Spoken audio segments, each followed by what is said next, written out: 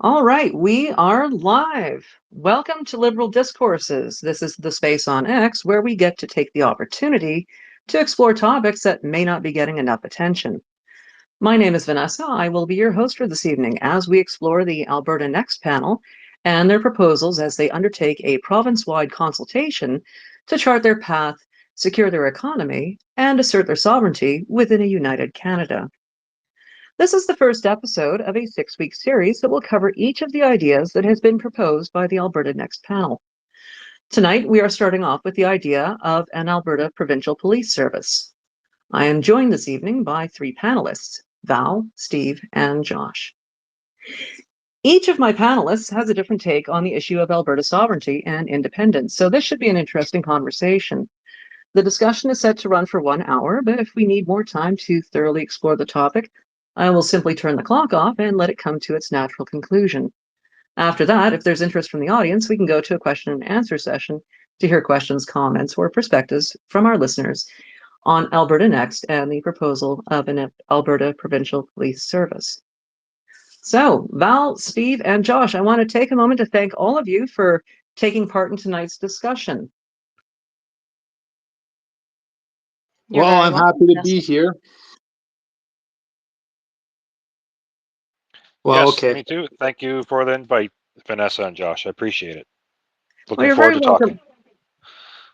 You're very welcome. Well, how about we have a round of introductions here? So we'll start with Val. Please introduce yourself and outline what you see as being the best path forward for Alberta. That is a very loaded question. I'm Val DePal. Hello, everybody. A lot of you know me who are in here. I recognize a lot of faces. I have a very extensive background in finance, although I'm not in that industry anymore. I was in that industry for a really long time. I am born and bred in Alberta, and I spent some time in Ontario, and I am back in Alberta. Obviously, a lot of Canadians are facing some very serious concerns about what's going on in Canada right now, and numerous provinces, not just Alberta, are considering the option of separation. So my stance on it is that while I held on to belief for a very long time that Alberta might be united once again in Canada and we could bring ourselves back into confederation into a prosperous way for just Alberta and Canadians, I really don't think that that path forward is going to be happening. I've seen too many attempts happen in that direction that don't go anywhere. So the only other option, in my opinion, is Alberta independence and separation from the country. If it does manage to unify with Canada in a better way, that would be great, but I don't believe that's going to happen. All right, well, thank you very much.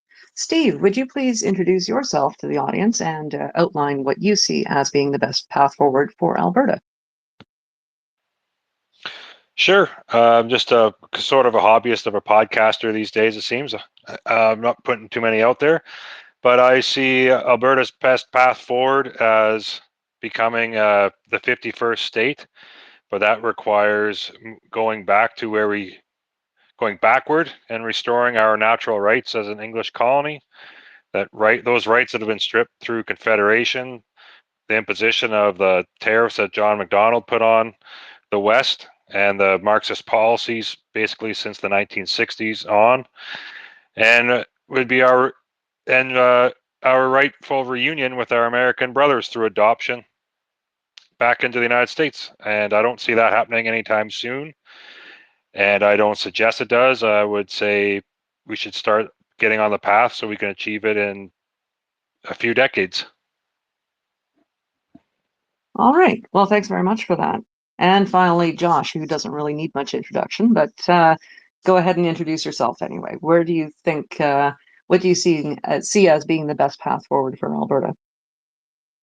And thank you, Vanessa. I'm happy to be here with all of the panelists. Looking forward to this 6-part series. Yes, I am Josh for Canada. I have an extensive background in the delivery industry. My view on this here topic that we're going to be discussing, there's an old saying, you can take the man out of Alberta, but you can't take the Albertan out of the man. And I think the same could be said about Alberta as a member of this here constitutional monarchy called Canada. Whereas you can remove Alberta from the monarchy, but you cannot remove the monarchy from Alberta. Why? Because the monarchy is embedded in the word Alberta. Alberta was named in 1905 after one of Queen Victoria's own children, the Queen's sixth-born child and fourth-born daughter, Princess Louise Alberta. Interesting to note that out of all of the provinces in this great land, the names of New Brunswick, Prince Edward Island, and Alberta are the only ones directly tied to a specific monarchical figure. And as an Ontarian, I would be remiss if I did not admit that I am a bit jealous of those Albertans who say, I am proud to be an Albertan, because they're either knowingly or unknowingly indirectly saying that they are, in fact, proud to be a monarchist. Back to you, Vanessa. Thank you very much, Josh. All right, so I had a look at the Alberta Next video that they have on their website, and I had contemplated cutting it down a little bit to get the most concise points across, but they've done this so well that's almost impossible. So I think what I'm going to do is quickly let this run. That way people have a moment to collect themselves, and we get the full message from what the Alberta Next panel is proposing, and then we'll launch into questions. The Alberta Next Panel is touring Alberta to hear from Albertans on how our province can better protect ourselves from Ottawa's economic attacks, while building a more prosperous, strong, and sovereign Alberta within Canada. A provincial referendum on some of these ideas is coming in 2026. But what's on that referendum ballot and what happens next for Alberta is up to you. One idea being discussed by the panel is creating an Alberta Police Service to take over community policing from the RCMP. Today, roughly 80% of Albertans are served by local municipal police services, such as the Calgary, Edmonton, and Lethbridge City Police Services. However, Albertans living in most rural communities and a few mid-sized cities like Red Deer, Fort McMurray, and Airdrie are policed by the RCMP under Alberta's policing contract with Ottawa. And as is the case with most federal agreements, Alberta is getting shortchanged. To be clear, RCMP police officers and staff aren't the problem. They do all they can to protect us with the resources they have. The problem is Ottawa. Because the federal government is failing to provide the number of promised officers and resources to Alberta communities under the policing contract, response times are slow, staffing is stretched thin, and officers are often moved across the country at a moment's notice, resulting in little connection to the Alberta communities they serve. Furthermore, because of French language requirements, English-speaking Alberta officers do not qualify for senior RCMP positions. And ultimately, the RCMP's policing priorities are chosen by the federal government in Ottawa, rather than the provincial government in Alberta. Even the federal government itself has recently stated the RCMP should transition away from contract policing when current agreements expire in 2032. Ontario and Quebec have had provincial services for over 100 years. Why not Alberta? So, what are the benefits of Alberta withdrawing from the federal policing contract and creating our own provincial police service to provide community policing? 1, more local, more accountable. An Alberta Police Service would be run by and for Albertans, accountable to our province, and not to the federal government in Ottawa. Police officers and support staff could build long-term careers in the Alberta communities they know and love. And any current RCMP officers and support staff working in Alberta would be invited to join a new Alberta Police Service. 2, safer rural communities.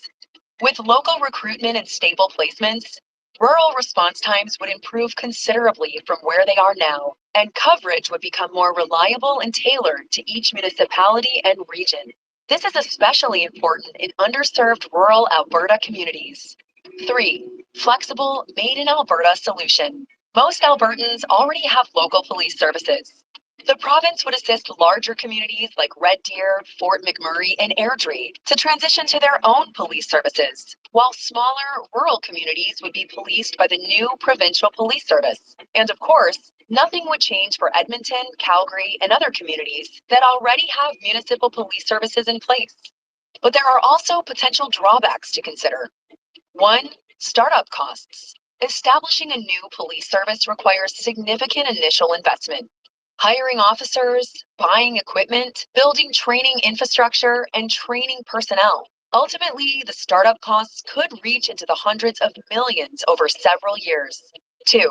Loss of some federal operational funding. The federal government currently covers 30% of RCMP contract policing costs. It is therefore likely that there will be additional ongoing operational costs for the province. However, municipalities would not be saddled with those costs. So, should Alberta create an Alberta Police Service to take over community policing from the RCMP? For more information, visit alberta.ca/next. There we go. I thought it was fair because the government can't be here to represent themselves. We should at least listen to the message that they've put forward. So, the first question I have for you, now that you've all listened to the Alberta advert, what do you think? Is the Alberta government itself being responsible enough and trying to communicate their idea to the audience? Okay, I'll start. When I was looking at this Alberta Next panel, we ought not to be sort of under the impression that it's a new thing. So I just looked into the past, and these sort of consultations, public consultations, have been happening for quite some time in Alberta. And in fact, goes all the way back to Stephen Harper in 2021 and what's called the firewall letter. In that letter that he sent to Ralph Klein, he made a recommendation to remove the RCMP. So without getting stuck within that particular letter, he basically sort of set off a string of dialogues. Another one happened in 2004 under Ralph Klein. He was elected in November of 2004, and this was the framework for Alberta's future. And this involved public consultations to define Alberta's economic and political priorities. At that time, it was a great time in Alberta.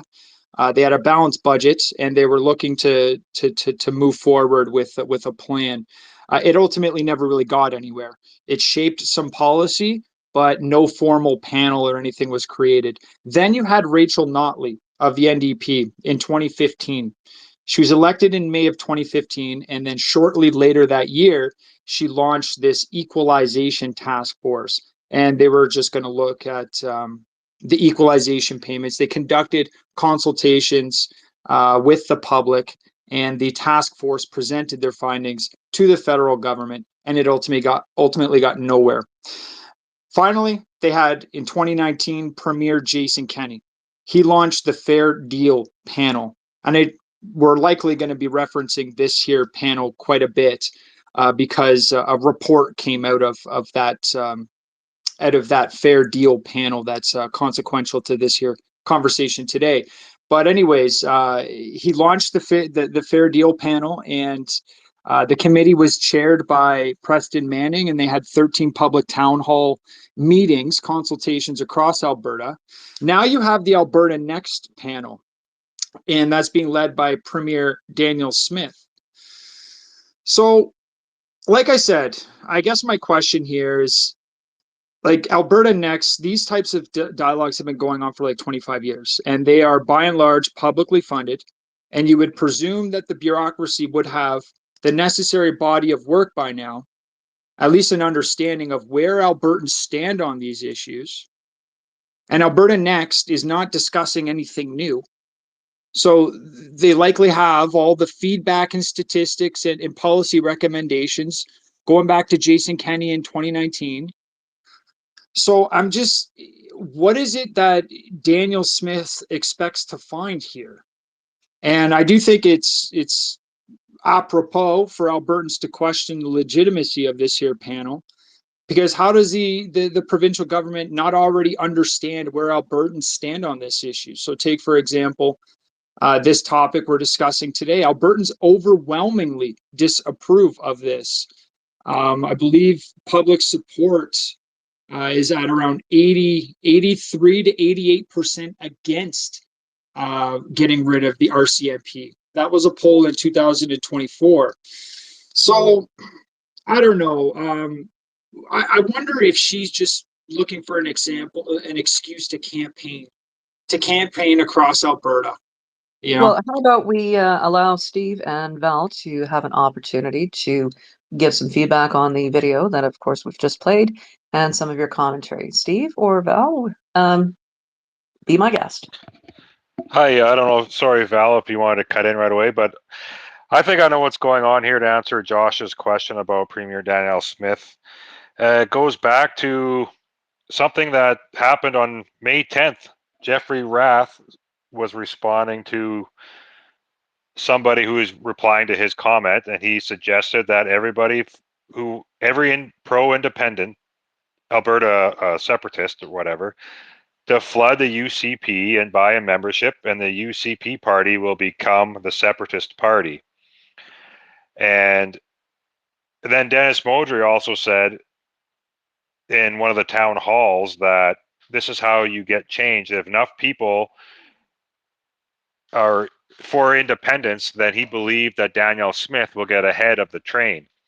That's his own words, get ahead of the train.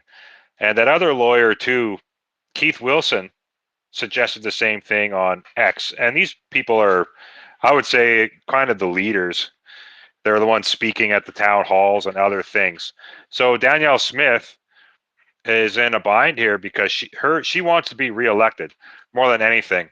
Like, Canadian politics works this way. She wants to be reelected more than she wants you to be free. So she's in a bind here, and this is her way out. And I also suggested this earlier, that this is what she's doing. This is why she lowered the threshold to 177,000 signatures. She's just putting her toe in the water to see what the sentiment is and see how much traction this independence movement is going to gain. And then she'll champion that as her own movement, kind of like what Pierre Poilievre did with the Freedom Convoy. He just got ahead of it and he said, I'm going to run for prime minister. And he sort of just piggybacked off of that grassroots movement. So she's really concerned about getting reelected, and she has to manage this separatism and this sovereignty, the separatist movement within her province, and be realistic too, because I mean, it's never going to happen. Alberta is not going to separate from Canada, so she has to actually try to get something out of this. That's the way I see it. Well, I share some views with Steve and some views I disagree with, especially about Alberta becoming independent. I believe it's completely possible, and it happens worldwide in countries all the time. It's just a matter of how it would happen here. We don't know. I do believe she is kind of walking that fine line between who her voter demographics are and trying to make sure that she's representing Albertans of every viewpoint.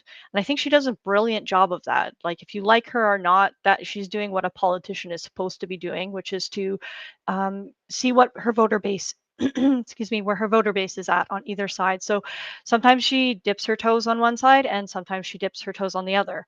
And an important thing to remember about her specifically is that she is a member of the Conservative Party, which is right in their mandate, or their constitution of their party is to promote staying united within Canada. So she's always bound by that and unable to step out of that party line, or toe that party line, unless she went into a different party or the Conservative Party changed its mandate.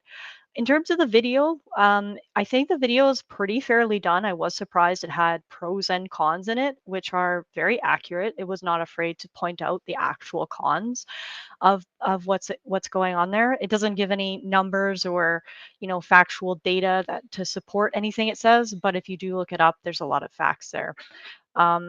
One thing I will point out about the surveys that are on the Alberta Next Panel is that when you actually get to the survey part is definitely can be viewed biasedly. The answers to the survey questions are, they're not, oh, do you support this? Do you not support this? They are, why do you support this? And what issues do you see that we have to remedy in order to make this work? So a lot of people are pissed off about that, about how the surveys actually work on that. But I would like to remind everyone that it's not a referendum question. It's not a yes or no to implement it. It's literally asking, what did you think of the information provided, and what do you see as concerns? So there's a lot to pick apart in that video, in terms of what it means for Alberta, but also the benefits for Canada if Alberta actually adopts its own police force. Well, I don't know why it even needs to be a topic for discussion. I suppose it sort of is lumped into this package that is Alberta separatism. But Albertans don't, so it kind of has to be qualified. But Albertans for a long time have not wanted this.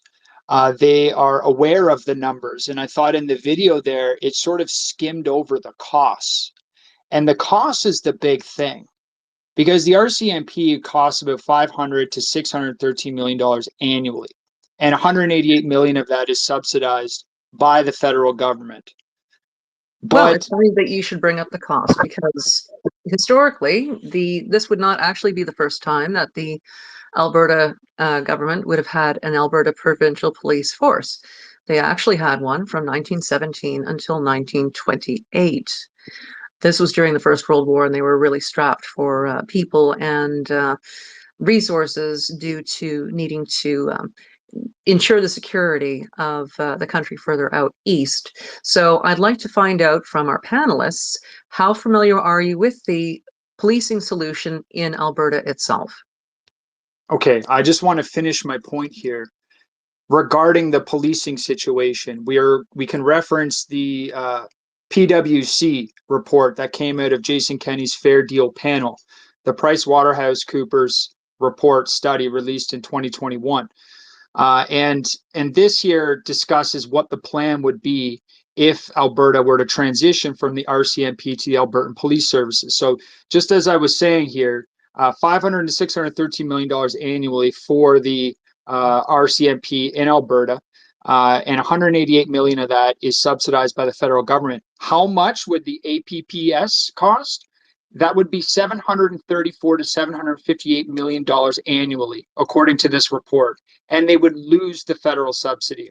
So this transition, not including transition costs, which are allocated at 366 to 371 million over a 6-year period. So you have to pay the transition costs, then you have to deal with the annual costs and train all these new officers. So I thought in this video they just sort of skimmed over the costs as if it isn't like the biggest hurdle here.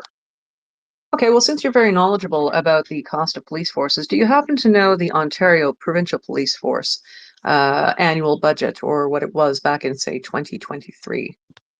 No, go ahead. In 2023, the force had an annual budget of nearly $1.4 billion. They employ more than 6,100 uniformed police officers, 500 auxiliary officers, 2,800 civilian employees. They are the second largest police service in Canada, behind the Royal Canadian Mounted Police. So anyway, Steve, Val, what are your comments when it comes to the finances, the proposal? Is this going to be worth it? The transition costs? I'd like to hear your thoughts. Well, just in terms of whether or not Albertans actually support an Alberta Provincial Police Force, I mean, you have to remember how polls work. Who's running these polls? Which demographics are they hitting? It sounds a lot like they're hitting, probably the main city centers, which are notoriously not necessarily always conservative. There's a lot of NDP supporters there, as well as Liberals. So it's not like we're getting a clear, accurate picture of what all Albertans want in a poll like that.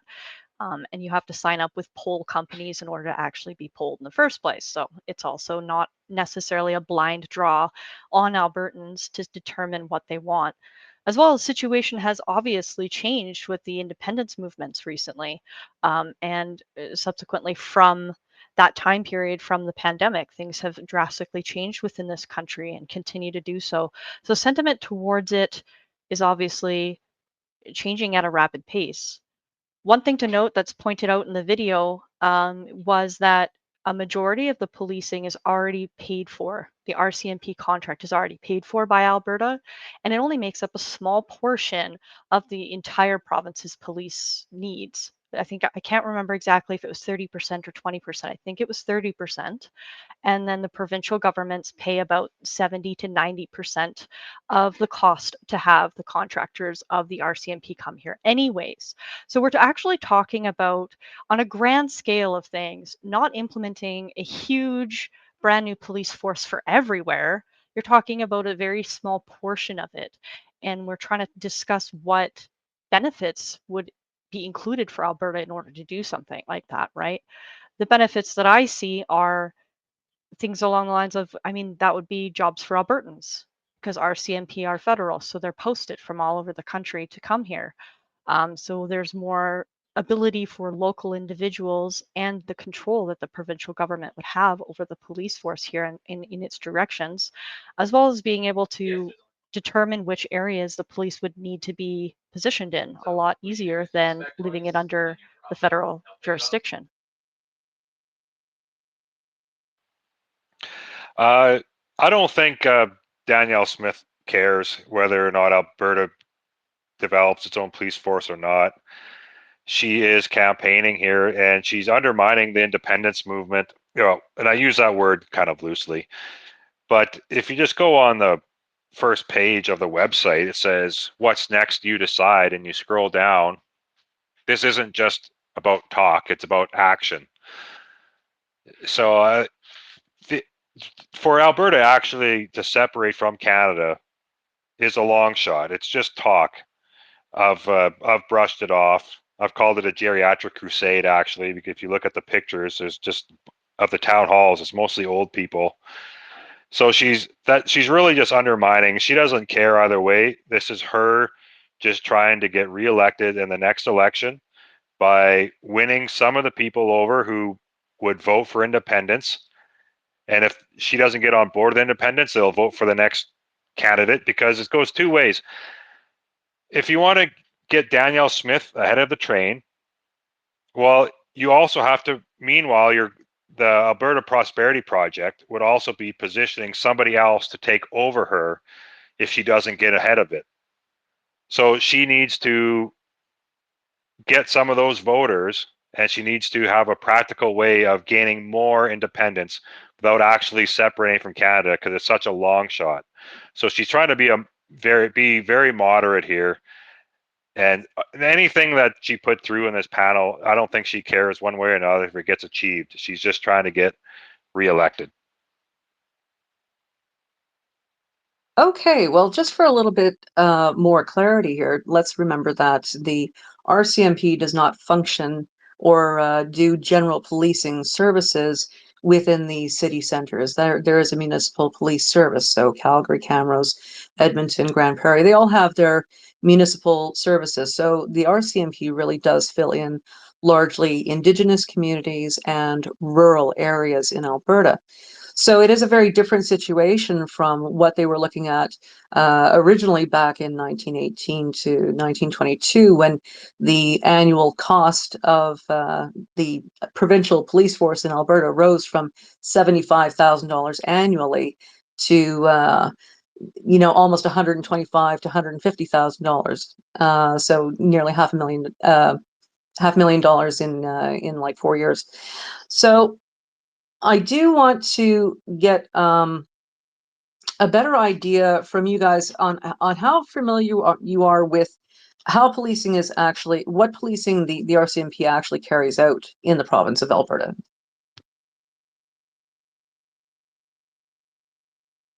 Val, if you'd like to lead off, I led last time. Go ahead.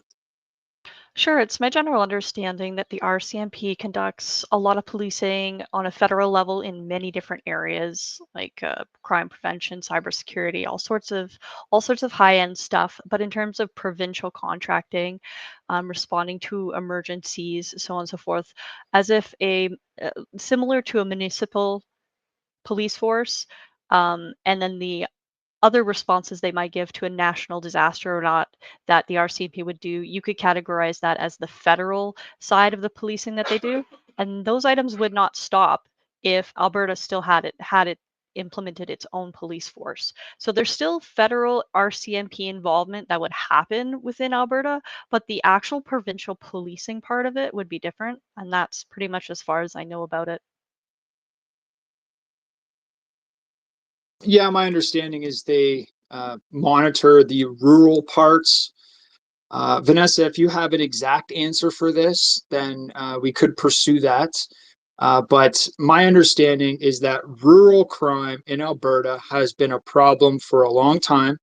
The RCMP implemented a plan, and for multiple years, certain types of crime within the rural parts of Alberta have been declining, we shall say. Yeah, the idea that an APPS would be more effective than the RCMP, I'm very hesitant to get on board with that. Even the PwC didn't even make a recommendation to the government in 2021 when they published that report. They didn't say yay or no. They just provided the information. Right. Well, one of the problems that has been happening, of course, and we've seen it in the news, is that the RCMP, that we do have a problem with organized crime in Canada. And there does seem to be an inability to get on top of that. Now, to be fair, the RCMP, they are mostly contracted to frontline, which is general duty policing. That means they act as local law enforcement. And those activities range from patrolling and traffic enforcement to investigating homicides.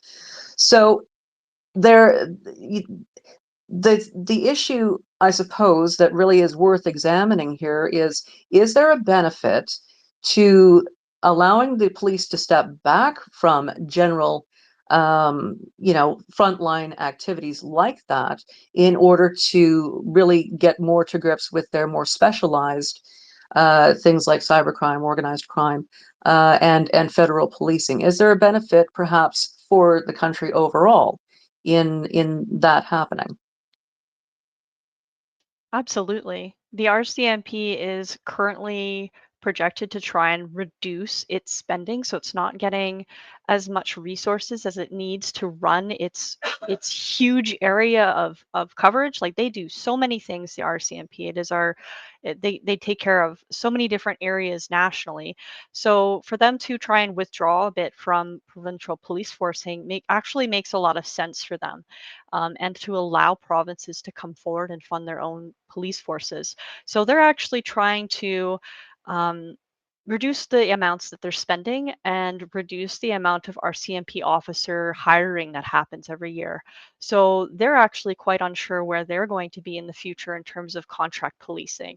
And it's been floated around that they may be reducing and trying to get out of the contract policing for Alberta anyways. So what does that mean for Canada though? Like if Alberta did decide to have its own police force, well, that's 3,000 jobs approximately for Albertans, but that's 3,000 RCMP officers that can go to do the other things within Canada that are necessary through the RCMP. And that's money that the federal government doesn't have to provide and subsidize for Alberta that can be used to enhance or beef up the RCMP or towards other areas where it's lacking within Canada. So overall, I think it's actually very beneficial to Canada if Alberta adopts its own police force.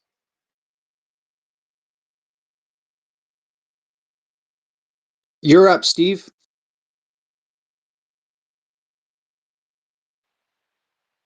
Well, one thing I thought of while with the question that Vanessa asked is we also don't know what the conversations that she has had with President Trump either. She might about what's going on that we don't know about, and she thinks that she can have greater control over what happens to criminals in Alberta if they have their own police force.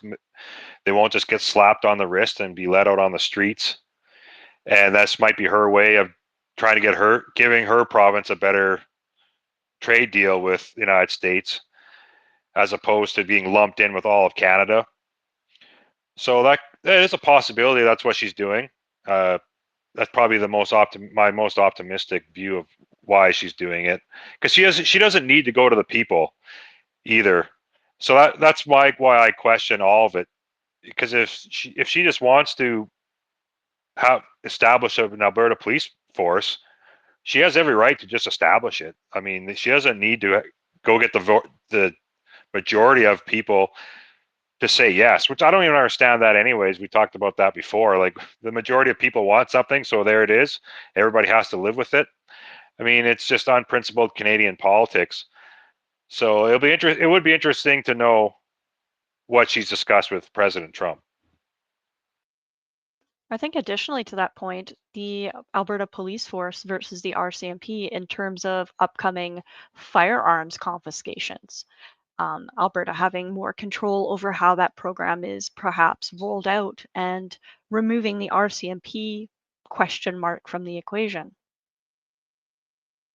Well, just on this here point of the transition process, my understanding is that currently within Alberta, there's somewhat of a deficit in the recruiting for RCMP officers.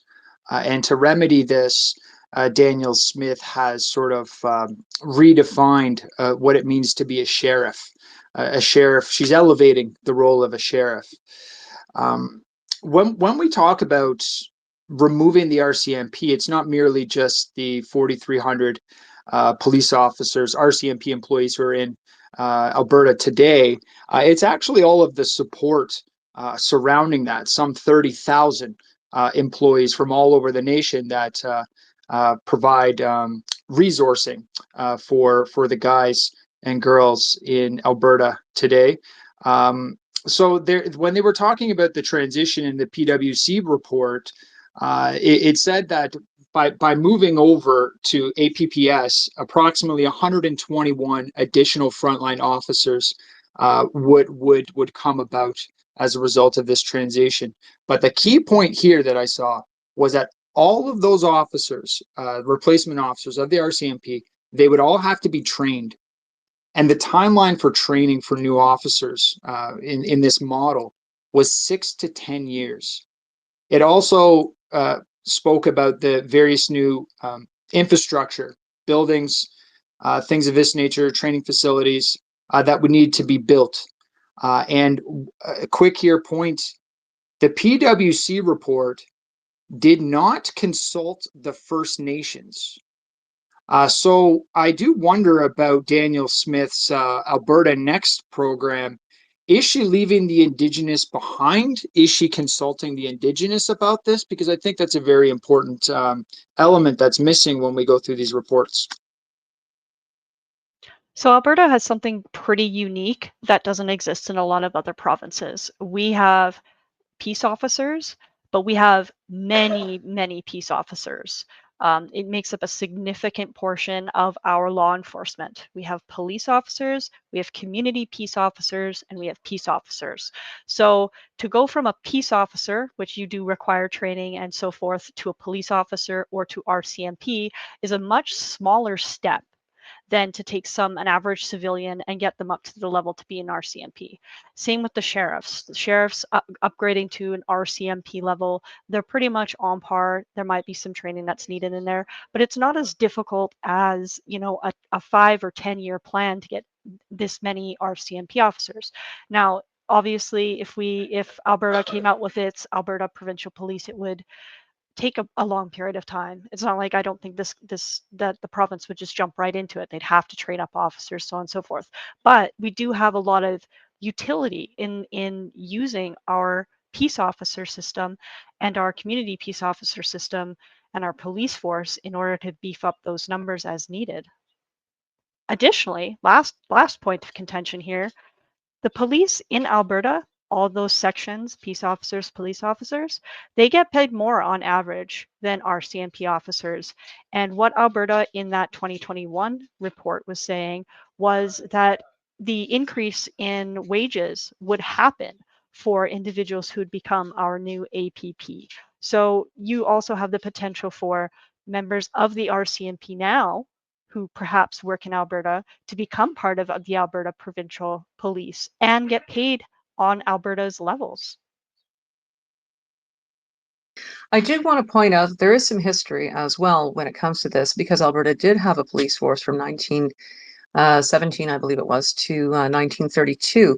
At the time when they transitioned from the Royal Northwest Mounted Police, this is the predecessor of the Royal Canadian Mounted Police, many of the former Royal Northwest Mounted Police officers did actually stay and become part of the Alberta Provincial Police Department. That means they brought experience and discipline to the force. And in fact, because they were community integrated already, they had a high commitment to integrity and a dedication to serving the community well. And in fact, they were well regarded by the people in the province.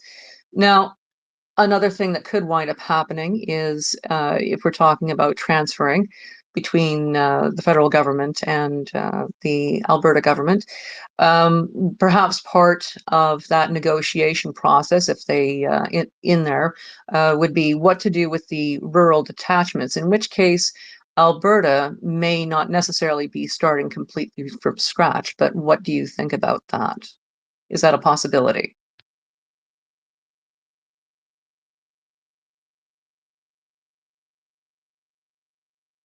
Well, a lot of the detachments now are dual use, so there's certainly the potential for that.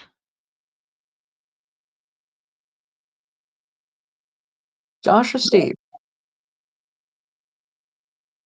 I mean, listen, I'm just an Ontario guy. Whether these things are pliable or not, I would reference people to the PwC report. For me, when it comes to a lot of the minutia of this here proposal, I trust in Albertans, and like I said, in 2024, they voted 84 to 88% in favor of retaining the RCMP. So I'm sorry I can't contribute to the minutia. I'm just here speaking on behalf of Albertans. Fair enough. Okay, so I do want to quickly bring up the Public Safety Canada report, A New Policing Vision for Canada, Modernizing the RCMP. I was reading that today. It was published on March 10th, 2025, so March 10th of this year. And the paragraph that caught my attention in here says, the federal government should be committed to working closely with provinces to support a transition away from contract policing while maintaining strong interoperability with federal policing. The expiration of current police services agreements in 2032 presents the first opportunity for implementing this next phase of policing in Canada. The work is to define provincial needs, and solutions should begin now.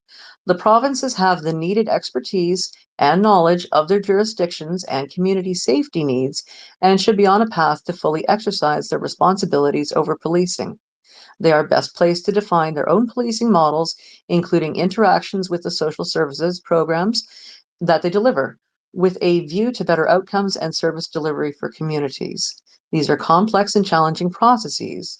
Ultimately, federal resources should focus on delivering the federal mandate to significantly enhance RCMP capacity to address federal challenges. So I'm going to post that in the Nest, that article, but I want to get your thoughts on, because this appears to be the federal government now stepping back and saying perhaps provinces ought to be entertaining this idea. What are your thoughts on that? I think they've definitely had that stance for a period of time. I think that report kind of highlights, I think it was not a survey, but an overall look and reporting on the future of where the RCMP is headed and modernizing it. And it echoes some of the stuff that the RCMP and directly from the RCMP's website actually talks about in terms of them being uncertain over the federal government's position in the future of contract policing. So even the RCMP itself has publicly stated that the federal government is uncertain about where they want to go in terms of that. So I mean, there's definitely cause for concern, I would say, in terms of what the future is. Do I think the RCMP will just suddenly be like, okay, every province has to do it itself and withdraw? No, I don't think that'll happen. But I think if that they're putting the message out there that provinces need to be looking at developing their own police force, then we should be taking that seriously.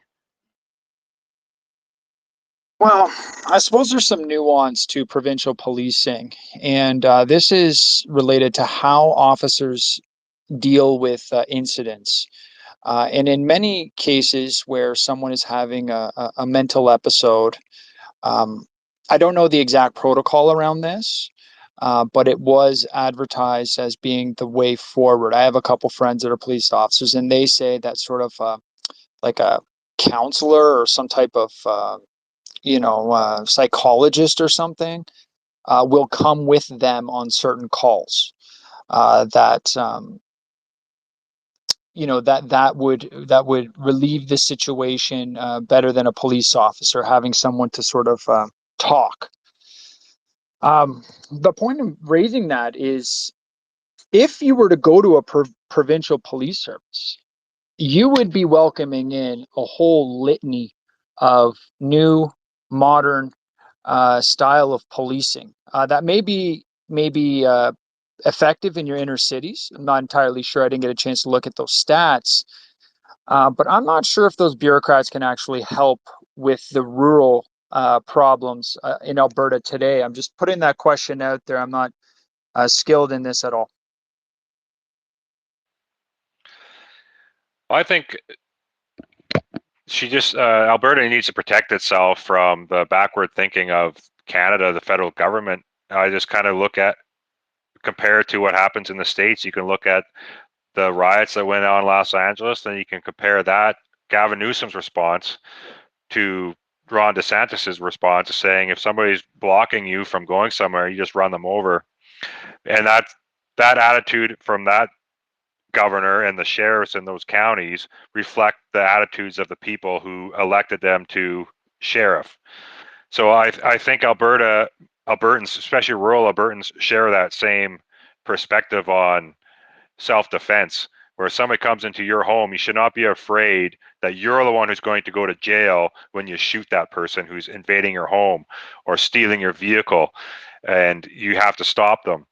So I think it's getting away from all the backward leftist thinking that has not served Alberta for a long time now, maybe ever, and just taking more control and gaining more independence, realistic independence, as opposed to a complete breakaway. It's really one step at a time. If you can handle the finances of having your own police force, then it's a little more believable to everybody else, and that maybe we can be independent, because there's a lot of things that people don't really think of, I think, when they talk about independence, like all the costs involved, and this helps them actually sort it through, in my opinion. Can I ask you a quick question, Steve? You're Go a ahead. 51st stater, so this sort of implies that the American Constitution would apply to Alberta, right? In this model, your model, correct? I just don't want to misunderstand you. Yes, absolutely. Okay, so that includes the right to bear arms. Do you think the crime problem in rural Alberta would be resolved in a way if the right to bear arms was more wholly embraced in American style in Alberta? Do you think the Constitution could reduce crime, the American Constitution? Yeah, absolutely. I think I forget the guy's name. His name is John Lott, I think. He's done a lot of research on where the Second Amendment is embraced. And I forget what they call it, the King's Home or what, King's Castle law. There's a lot less crime because, well, you're a lot more fearful of breaking into someone's home if there's a man with if there could be a man with a shotgun on the other side with full legality to shoot you in the head, right? Go ahead, Val. I definitely agree with Steve about protecting Alberta from Ottawa or federal policies as well. I think everyone in this room knows that you can be surprised by what the federal government does. And as an Albertan myself, on a more personal level, I've been very surprised. And sometimes I don't know what's going to come out of the federal government next. Some policies, they seem to be further and further away from what Albertans actually want and need. So in terms of, if you want to get a little bit more hypothetical, there's always the what if. Like, what if the federal government does decide to do something completely abstractly crazy and Alberta decides, okay, well, we're not doing that. Well, we don't want the federal agents, the RCMP in our province, to be trying to enforce things upon the population that absolutely doesn't want it, or even in the terms of Alberta independence. Okay, the referendum comes around and guess what? It's a yes. Well, now we have this federal police force inside of a territory that is actively trying to be removed from that federal government, and it creates more of a dangerous situation. So having control over our own police force definitely eliminates some of those potential catastrophic outcomes. Well, it's the first step to actually having a militia too.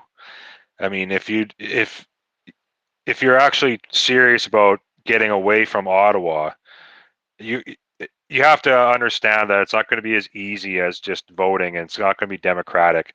So it is a sort of a barrier in between the federal government and the people. I don't know if militia was the right word to use, but I may have alienated some people, but whatever. That's okay. Well, Use some just on fanciful that, terms as well. just on that quick point there related to the federal government providing you things of which the Albertans do not want. I think this would be an example of Daniel Smith providing something of which Albertans don't want, which is an Alberta police force. As mentioned, the surveys dating back to 2020 are pretty conclusive on this. I think most Albertans look at the bill associated with this transition, and as Valerie correctly pointed out, provincial police officers are more expensive than the RCMP. The federal government provides $188 million each year to subsidize the RCMP. By transitioning, you would lose that. The amount of time allocated to training officers, building infrastructure is well over 6 years. So on this particular point with this Alberta Next plan, I'm not sure why it even needs to be discussed, because it's nothing that Albertans really want. Well, we would determine what Albertans really want with a referendum question, which is where this is going. Because as I mentioned before, polls from the past don't include current situations, and it doesn't include the growing sentiment of people who are looking for 51st or independence or just better federal or better jurisdictional protections against the federal government. So I think the referendum question would give you your answer, Josh, in terms of like how much support it actually has, as opposed to polls which can be, targeted towards certain demographics. Well, I was speaking to this issue in particular, right? The polling is related to whether you would want the RCMP replaced, right? And on this particular point, Albertans are overwhelmingly opposed to this. So when that referendum question comes up, as you're saying, latent within that, I presume, is also the question of the RCMP, which it would be. And as we're stating, as we've looked into with this PwC report, we're seeing that the costs of this are immense. And this is just on policing alone, immense. So I think it's important for Albertans to remember that. I think that's a lot of hyperbole on an exaggeration on cost. I don't think it's immense. I think it's big dollars in billions, but we're not talking about, $500 billion or anything that's out of Alberta's ability to deal with. It's definitely well in the ability of Alberta to afford this. And in terms of whether or not Albertans want it, I mean, this is not about Albertans not liking the actual RCMP officers themselves, because I do believe that they do a pretty decent job. Of course, there are, exceptions, but Alberta has notoriously liked their RCMP officers. So you might want to revisit that poll that you're drawing that conclusion from and try and incorporate that, because at the time it was taken, it was a matter of, do you like the RCMP? As opposed to, would an APP be better suited given the current conditions, which are now different?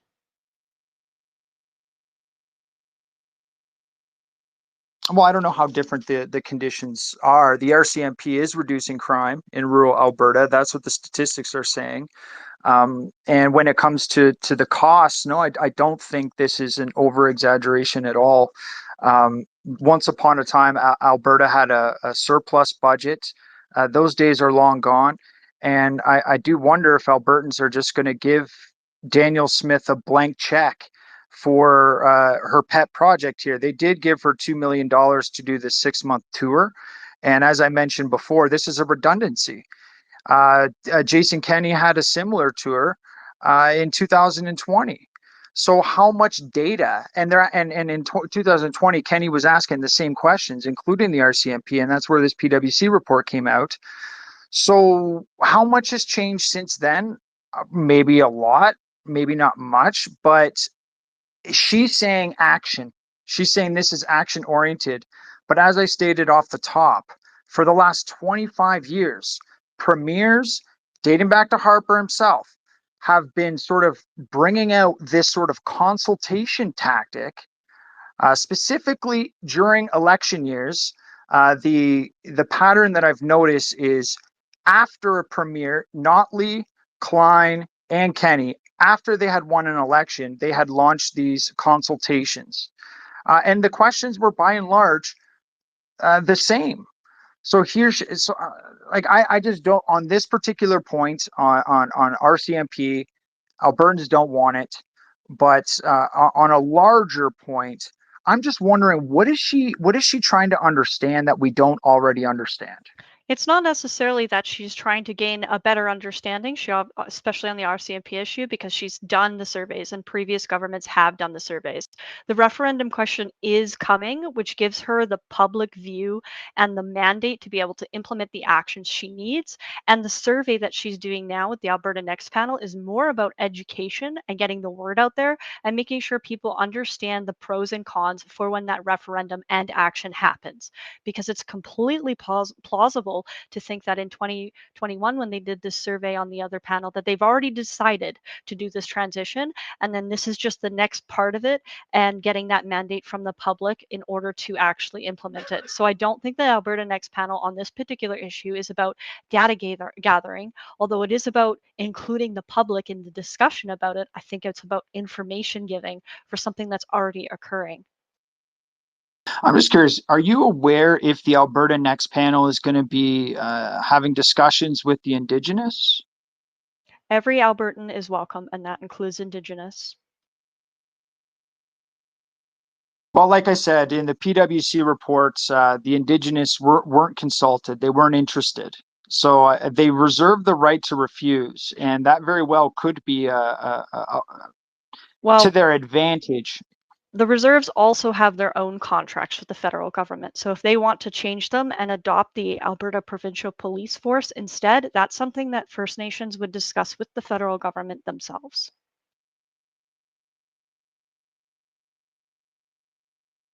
Lots of hurdles here. Go on, Vanessa. All right. Well, I just want to point out that the expiration of the current police services agreement ends in 2032. So that is what they are talking about as presenting the first opportunity for implementing the next phase of policing in Canada. That would be where there is less contract policing on behalf of the RCMP as they perhaps move away and encourage provinces to consider their own provincial police forces. So it might very well be a case of push comes to shove and there may not be an option, but this is the opportunity to at least discuss it in advance with plenty of lead time. Anyway, I would like to open this up to the floor if people are interested in asking questions or having more discussion. Val, would you mind joining me as a co-host? Sure, that sounds good. Okay, I'll bring you up here. Vote to co-host. All right, and if anybody has any questions or comments or wants to, throw their 2 cents in on this issue, put up your hands and we'll see if we can get you up here speaking.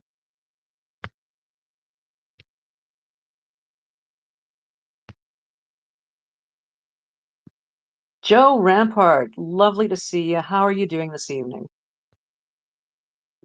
I'm doing quite well, thank you. Interesting space, interesting dialogue, but I did want to point out once again, Josh, you are wrong. Alberta did actually post a surplus of 8.3 billion last fiscal year. So the idea of having enough money laying around to pay for our own police force is completely valid. Completely valid. So you really do need to start double checking your facts before your lips move, sir. Well, if that's the only point you have, yeah, I'm open to being corrected, but this is going to be a 6-part series, and this year police endeavor is going to cost hundreds of millions of dollars over a 6 to 10 year period. And that's a conservative estimate. So I think, Joe, we're going to see that surplus dwindle over time as we get through these subjects. I see it increasing dramatically, and I see that the cost of policing would actually be reduced due to the effectiveness of a new police force, where we're no longer enforcing Ottawa's diktats, but we're enforcing Alberta laws. So, Joe, what is, I mean, let's just level the playing field here, Joe. Like, what is your interpretation of policing in Alberta? You live there, Alberta born. Give us like your take on policing, where you sit with all this. It's an ambiguous question at best. I guess the general answer I could have to that would be I'm completely satisfied with the level of policing. There's always room for improvement at all times in every way, but at least at this point, I'm fairly satisfied. There could be more, it could be better, but I'm satisfied that the bare minimum is being met. It could be better.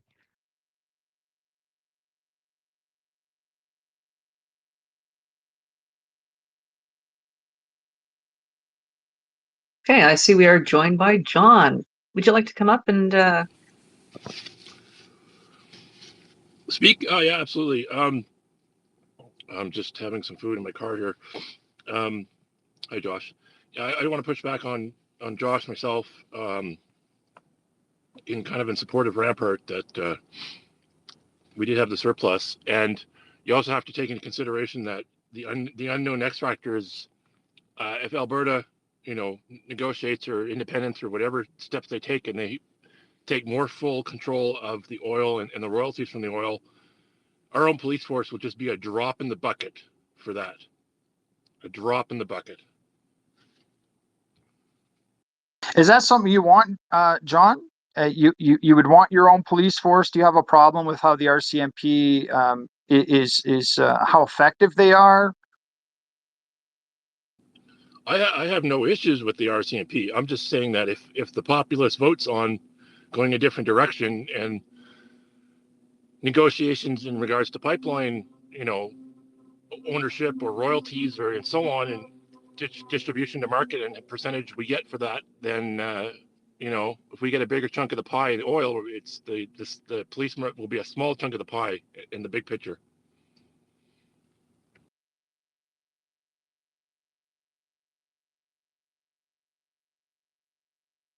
What say you, Lei Chung? You came up here, you wanted to have your say as well?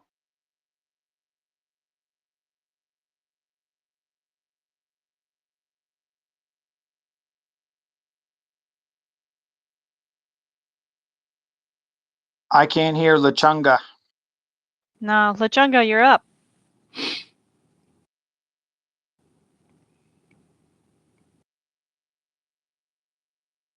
Well, I do find it interesting here, and it just go ahead, Can Lechunga. you hear me? Can you all hear me? I'm Yes, we can sorry. hear you. No, That's hey, okay, go ahead. I just want to speak a little bit out of context here. I just want to talk to my friend Joe.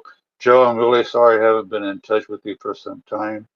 I listened to a lot of your spaces, and I just want to let you know that you're still in my thoughts and my prayers, my friend. And that's basically what I wanted to say to you. All right, well, thank you for sharing that. Midnight, do you have something you wanted to add about the Alberta RCMP? Fuck the RCMP. I would love to see Alberta have a very strong provincial police force. And that's it. Get rid of the RCMP. Fuck them. What bothers you about the RCMP in particular that you want them to fuck off? Historical legacy, I guess, more than anything. So I think. Oh, sorry. Go ahead, I know. Steve. No, I think he's touching on what Danielle Smith is really after, because she's framing Ottawa as the nemesis for this whole reason, right?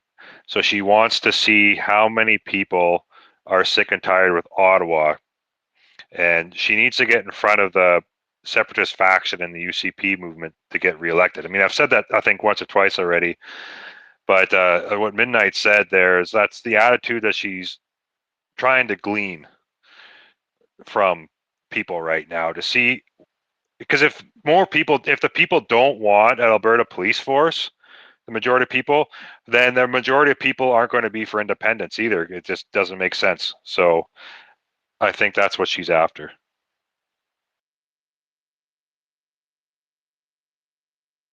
Yeah, it see is that point of view. interesting to look into Danielle Smith's history on this issue. She has flip-flopped on it a couple of times. It was part of her platform when she was running for the leadership of the UCP in 2022. And then all of a sudden she went really quiet on the issue. But she's pulled it out of the bag again.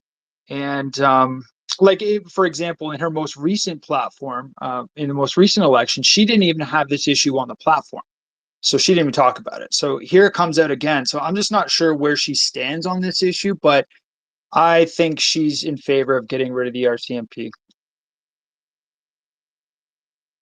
That would track, right? A lot of people view Danielle Smith as wanting, to have the alternate perspective, having more control over Alberta because, she wants to be quote unquote the queen of Alberta. Some people view it that way. And that would be one way for her to, I guess, draw that power towards herself, right? I still say she doesn't care. That's my, we'll see who's right between Josh and me. I don't know if we'll ever know if she doesn't care though.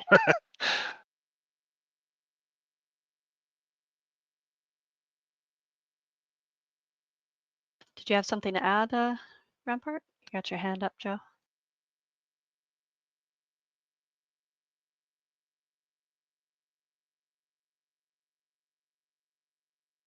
I can't see Joe's hand up. Oh, I can't see Joe's hand up either. Joe, are you there? Did you want to throw in a comment? No, I have no comment, and I didn't have my hand up. I was double checking a fact. I swear it's up on my screen, but I believe you. Well, Steve, you seem to be hearkening in on this point that Danielle Smith doesn't care. I mean, did you want to substantiate that a little bit? Because it is hard to believe that a premier of a province, someone who has a majority government, a history in Alberta, would simply not care about something. Could you contextualize that? Yeah, sure. Why saying she doesn't care is because she's mimicking what the Alberta Prosperity Project is doing. So she's putting out these referendum questions, and she's also going into these town halls. And if you I'm just gleaning the website here about where she's going to be going, and she's, like I said before, this isn't just about talk; it's about action. That's a shot right there to Alberta Prosperity Project. So she's basically, her message to our Albertans is, if you really want to have change away from Ottawa, who is the nemesis here, they're the bad guy, this is how we do it. And it's a pipe dream to think that you're actually going to separate. And so come to my town hall. I'm on your side. I want to have more sovereignty within Canada. That's a Canadian, or within a united Canada. It's that typical Canadian double speak where words don't mean anything anymore. And so she's trying to just capitalize on that and to get reelected because of the growing pro-independence people within her own party. And she's got big money behind her too, I think. She's big donors. I think they'd be backing her and to try to make the province better in a reasonable way, as opposed to holding out for a pipe dream that the Alberta Prosperity Project has put out. Does that answer your question, Josh?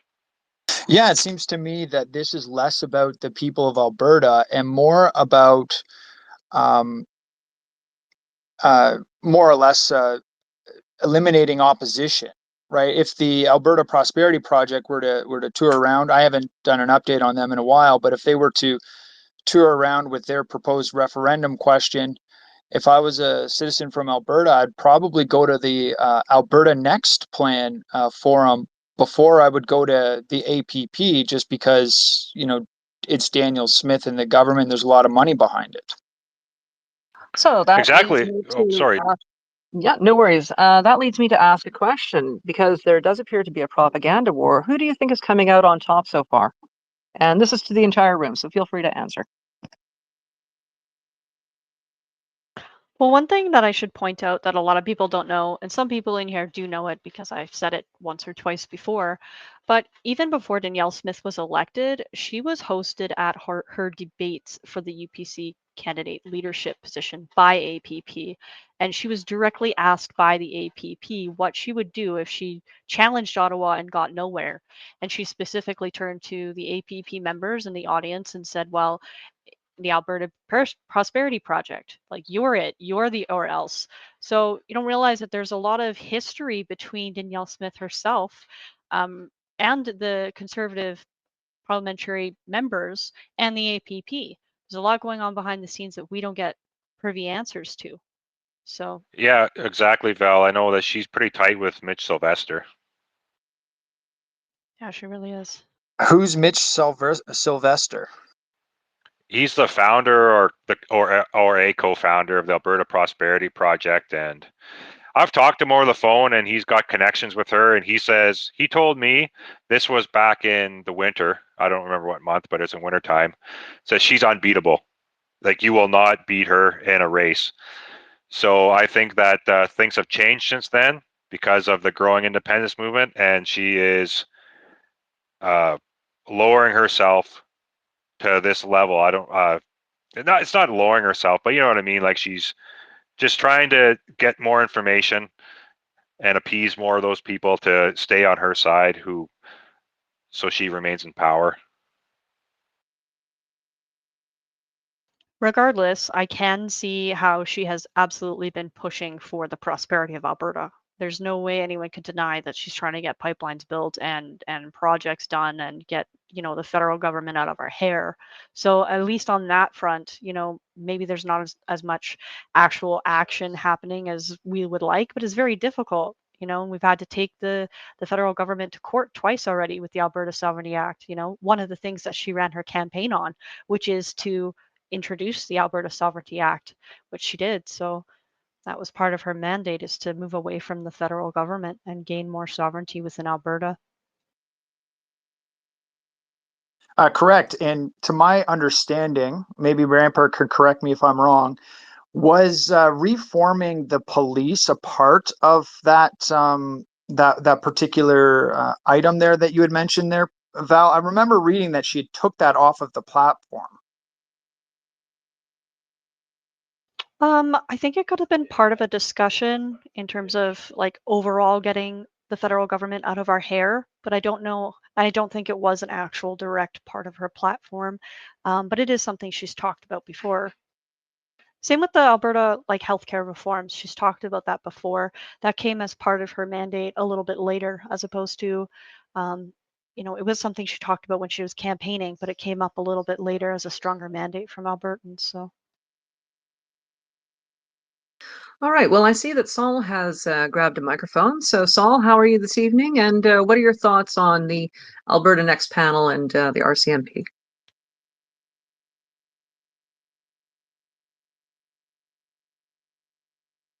He's from Gambia.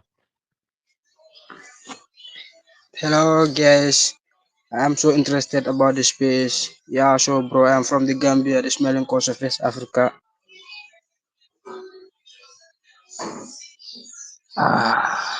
Well, I don't think you have a place in this conversation, to be honest. Yeah, sure, I really understand, bro. But I wanna share some word here, if you don't mind, bro. I'll give you 30 seconds. Come on, Saul, Yeah, tell us what you think about Danielle Smith. yeah. Thank you so much. Thank you so much for appreciating me, bro. I'm just a little boy from Gambia, bro. But honestly, life have been so hard for us at the moment, bro. I'm just a living orphan, bro. But to have food is our most problem here, bro. I really need food to eat with my family here, bro. If anyone can support. Well, thank you Bro, very much for stopping by, Saul. Um, any further comments or statements on the Alberta Next Panel and dealing with the RCMP?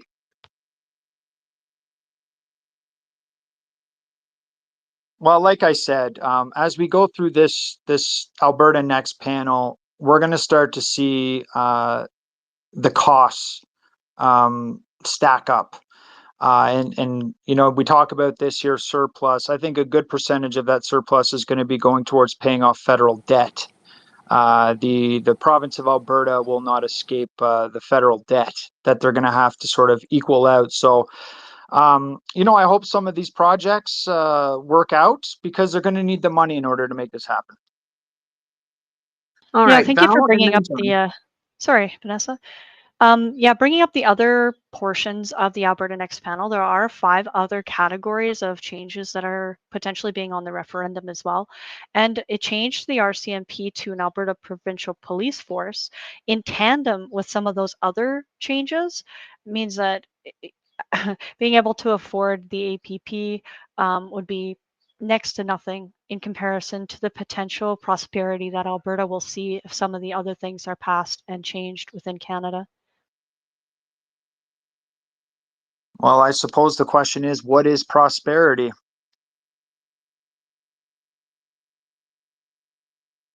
Go ahead, John. Thank you. Yeah, I know there's a lot of moving factors. I'm not an Albertan. I'm a migrant Albertan for 25 years now, so I've paid enough taxes to call myself an Albertan. But I will never be a true Albertan, I would say, in that sense. I mean, I've lived in 3 different regions in this country through different municipal, provincial, and federal politics. Even the separatist vote in '95 in Quebec, I've been through. But I think the X factor, and again, I'll back up Joe here. The X factor, I think, in a lot of these topics, whether they move forward or not, whether they get clawed away from Ottawa or not, whether it's independent or not, will be the deal with the pipelines. If we get to where the pipelines are basically on the other scale, on the other spectrum, is they're basically run and owned by Alberta. I mean, you're looking at it like a separate country. You're looking at basically like Denmark in regards to the value of the prosperity and money we can have in the province. But it's like you say, you have a six-part show going on here over the next few weeks, and it's going to take years. And I would agree with Josh that there's probably going to be a lot of costs and a lot of growing pains. But in the end, if it's the right deal for Alberta and it's the right deal for Canada, I don't think it should be ignored or not go forward. Can I take a moment here to ask Steve? Steve, from your perspective as a 51st stater, within your solution, how would these costs be dealt with in your mind? The provincial government or the state government in this scenario, I suppose, would be paying the cost. And like I said, if they do that, then, well, they have control over how hard they want to be on crime. If they want the death penalty, if they want to keep people in jail longer for crimes instead of just slapping them on the wrist and letting them back out of the town, to steal a line from Charlie Daniels. You have more control over that. It's what if you're the people who elect you believe in that kind of harder justice, then you should be allowed to do it instead of having the soft justice that Ottawa is advocating for.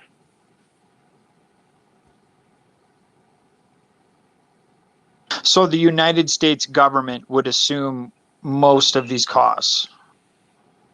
No, no. The Alberta would be a state, so the state would be covering the costs here.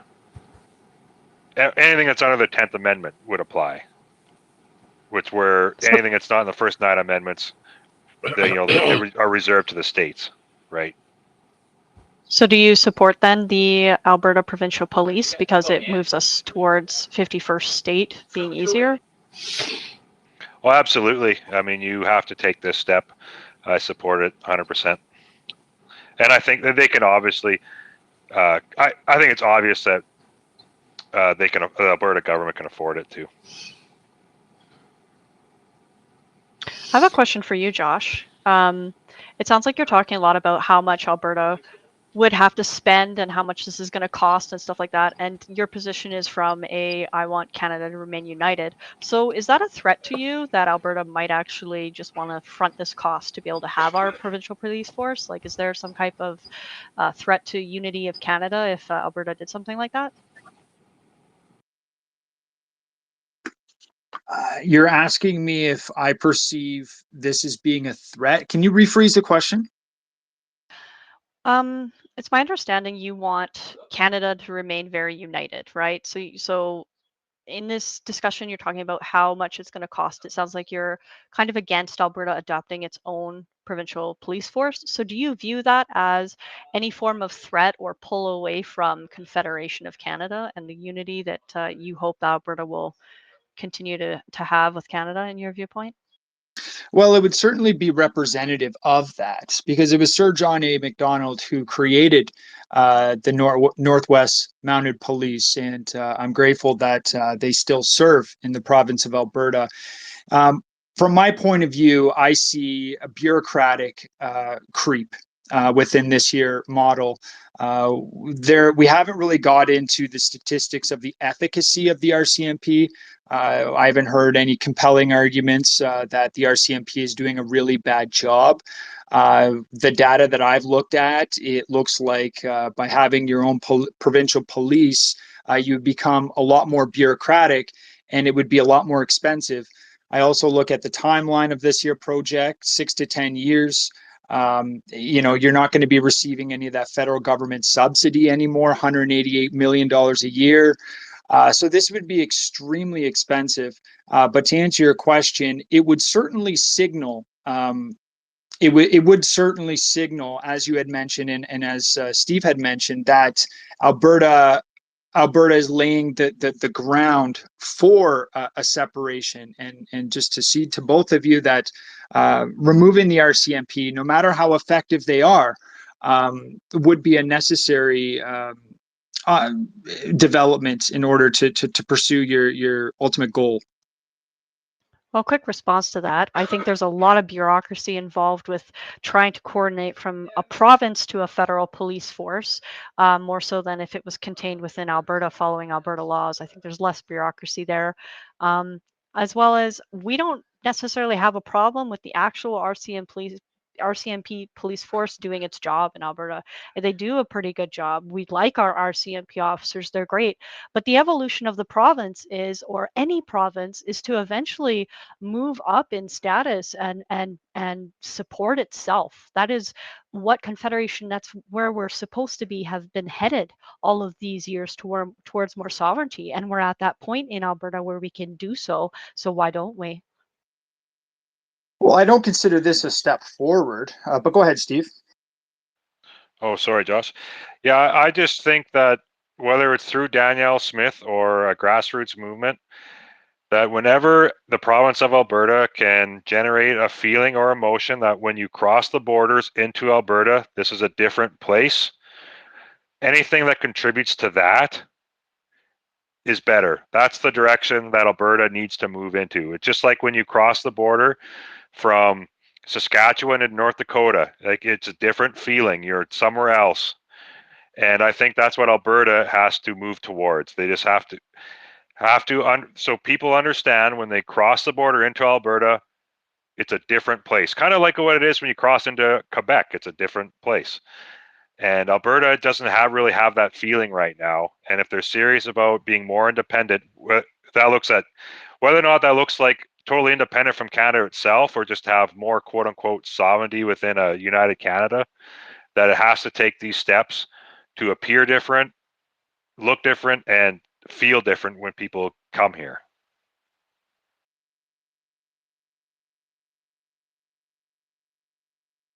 Go ahead, John. Yeah, thanks for the mic. Not trying to beat a dead horse here, but like I said, we have A, B, C, D, E, F, G in regards to where Alberta wants to take different portions of the federal aspects out of the province or negotiate a different way to go about it. So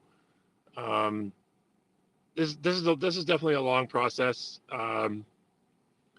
in regards to what question will be asked in regards to a plebiscite, or what A, B, C, or D, or E will be on that question or within that question, and then what the result of that will be will probably determine whether there's any going forward. And if there is going forward, then Alberta and Ottawa will negotiate between A, B, C, D, F, G. So it's not a complete we want independence, and then the RCMP gets out, CPP is done, healthcare is off the books. It's going to be a very long process. But like I said, as long as both parties can come out of this positively, which would be the rest of the country versus Alberta, then I think it should move forward. And the Well, Val brought up a good point here related to, sorry, Vanessa, I'll land this quickly. Val brought up a good point here with respect to the harmony between the RCMP and the provincial police. I haven't looked into this as to whether response times could be reduced if Alberta Police was unified across the province and eliminating the RCMP. I haven't looked into that per se, but again, the statistics say that the RCMP is implementing a strategy here that is working in the rural parts of Alberta in certain metrics. That being the case, when we talk about going into Alberta and it feeling different, I think, and as Vanessa had said there, the RCMP has been in Alberta since the 1930s. So the harmony between the provincial police within the cities and the RCMP, my guess would be fairly sound. And if it isn't, then it needs to be reevaluated. Nevertheless, I think one of the things that's different about Alberta is that you go there and you are going to see the RCMP. So I don't know how you guys feel about that. You could be cutting off your nose to spite your face. The identity of Alberta is intertwined with the RCMP, and by removing the RCMP, you're reducing yourself in a certain sense, culturally. Okay, so let me ask a question here. Given the raft of legislation that our new federal government has passed recently, what does the room think about the statement that the government's vision should be to establish the RCMP as a world-class, intelligence-led federal policing organization?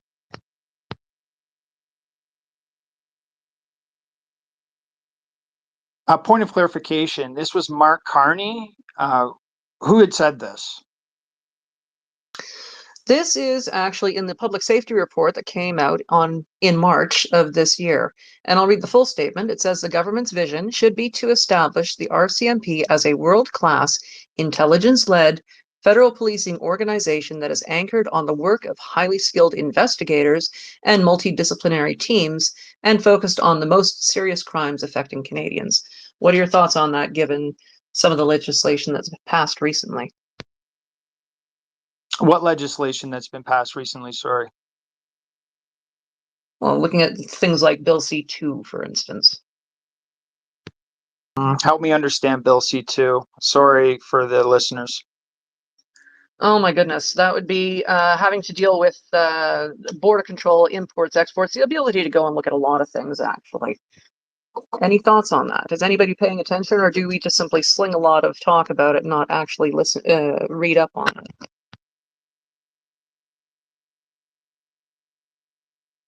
Well, it definitely has an impact because the RCMP does help with the border security in Alberta, which I believe the Alberta Police Force would then take over in that respect.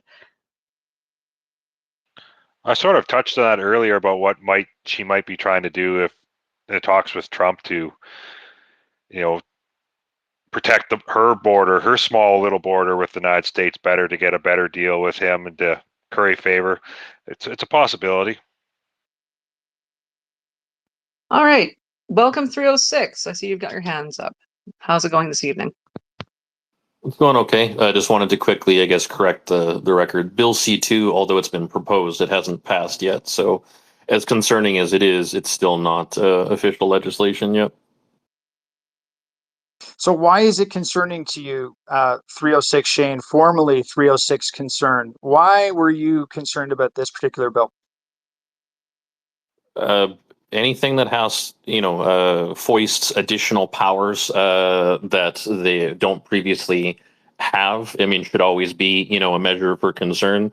Why now? Why is this needed now? Type of thing. So as I understand it, with regard to Bill C2, this is the bill that was containing, granting the additional powers like opening and inspecting people's mail without warrant. So those types of invasions of privacy, amongst other examples and issues with it. I've spent most of my time right now because they were in the process of passing, focusing on bills C5, C6, C7. So I'll admit that my recitation of facts about C2 might be less specific or whatever else than I otherwise would be. But basically the biggest thing I remember about C2 is, hey, let's look through your mail and we don't need a warrant to do it.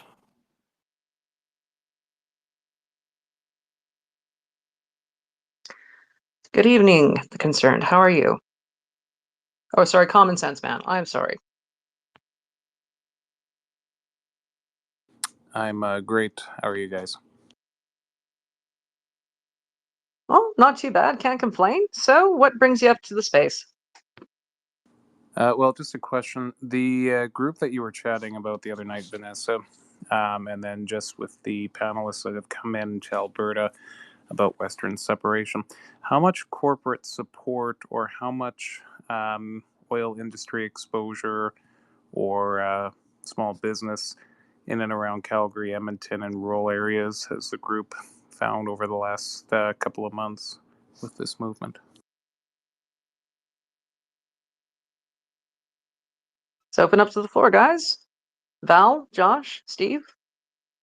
That's a pretty direct question, but also kind of generalized. So are you asking if someone has investigated how much support there is from oil industries and oil execs for Well, how the much Venezuela? pledging has occurred so far in the last month and a half, 2 months to really push for Alberta separation from corporations in the province?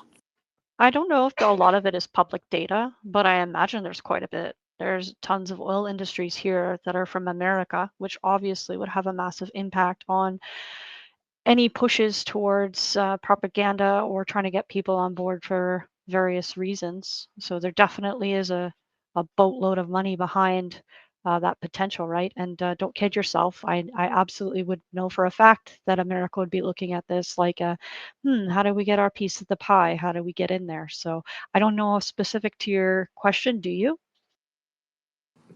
So specifically then, the movement in general is more about separation to become part of the 51st state of the United States versus becoming an own independent nation at this point, is what you're kind of telling me? Not necessarily. I think it could be either or. Obviously, there's benefits and pros and cons of both, and it might be in some of those oil executive industries in the States to actually not have Alberta as 51st. I don't know the intricacies of that, but there's also those that would probably want it as 51st. It would really depend on the terms that were discussed and negotiated between Alberta and the United States. It might just be an economic union, and that's all they want, right? Who knows? And any current sitting MLAs or MPs, have they attended or been discussing this with the group? Discussing it with oil executives? Group? Absolutely. No. I'm talking about like the conference that's going on right now that Vanessa mentioned the other night. Oh, they definitely. Danielle Smith has absolutely been talking to oil executives across the globe, specifically in the States, but that's what she does. The movement that's been discussed on Twitter. I am not entirely sure who has been in discussions with the Rebel News event. They seem to be interested at that point in time in really drawing together the various voices that are pushing towards Alberta independence or sovereignty in order to give the people in the room that evening an opportunity to listen to multiple viewpoints. So they did not indicate who really their sponsors were or who may be connected with money behind the scenes. But outside that particular event, Steve had mentioned earlier that Daniel Smith has a lot of money supporting her, and there quite possibly could be a lot of money supporting the Alberta Prosperity Project. Steve, maybe if you want to elaborate on that, because we didn't get a chance to. Do you know anything about the financial support, the investors, the special interest groups that are supporting these people and organizations? No, I don't know anybody specifically or the companies. I'm just putting together what I've seen on X, what like Jeffrey Rath has said, and also my conversation with Mitch Sylvester that she has the backing, or at least she did during the winter time. Things might have changed then, and she's very popular with people with pockets, deep pockets. She's kind of easy on the eyes too. That never never hurts your campaign. Maybe.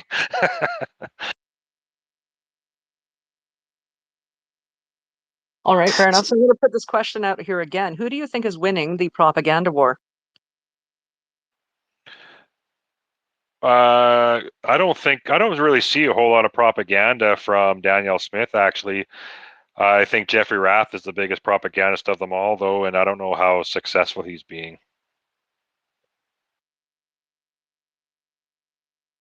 What do you mean that he's the biggest propagandist of them all?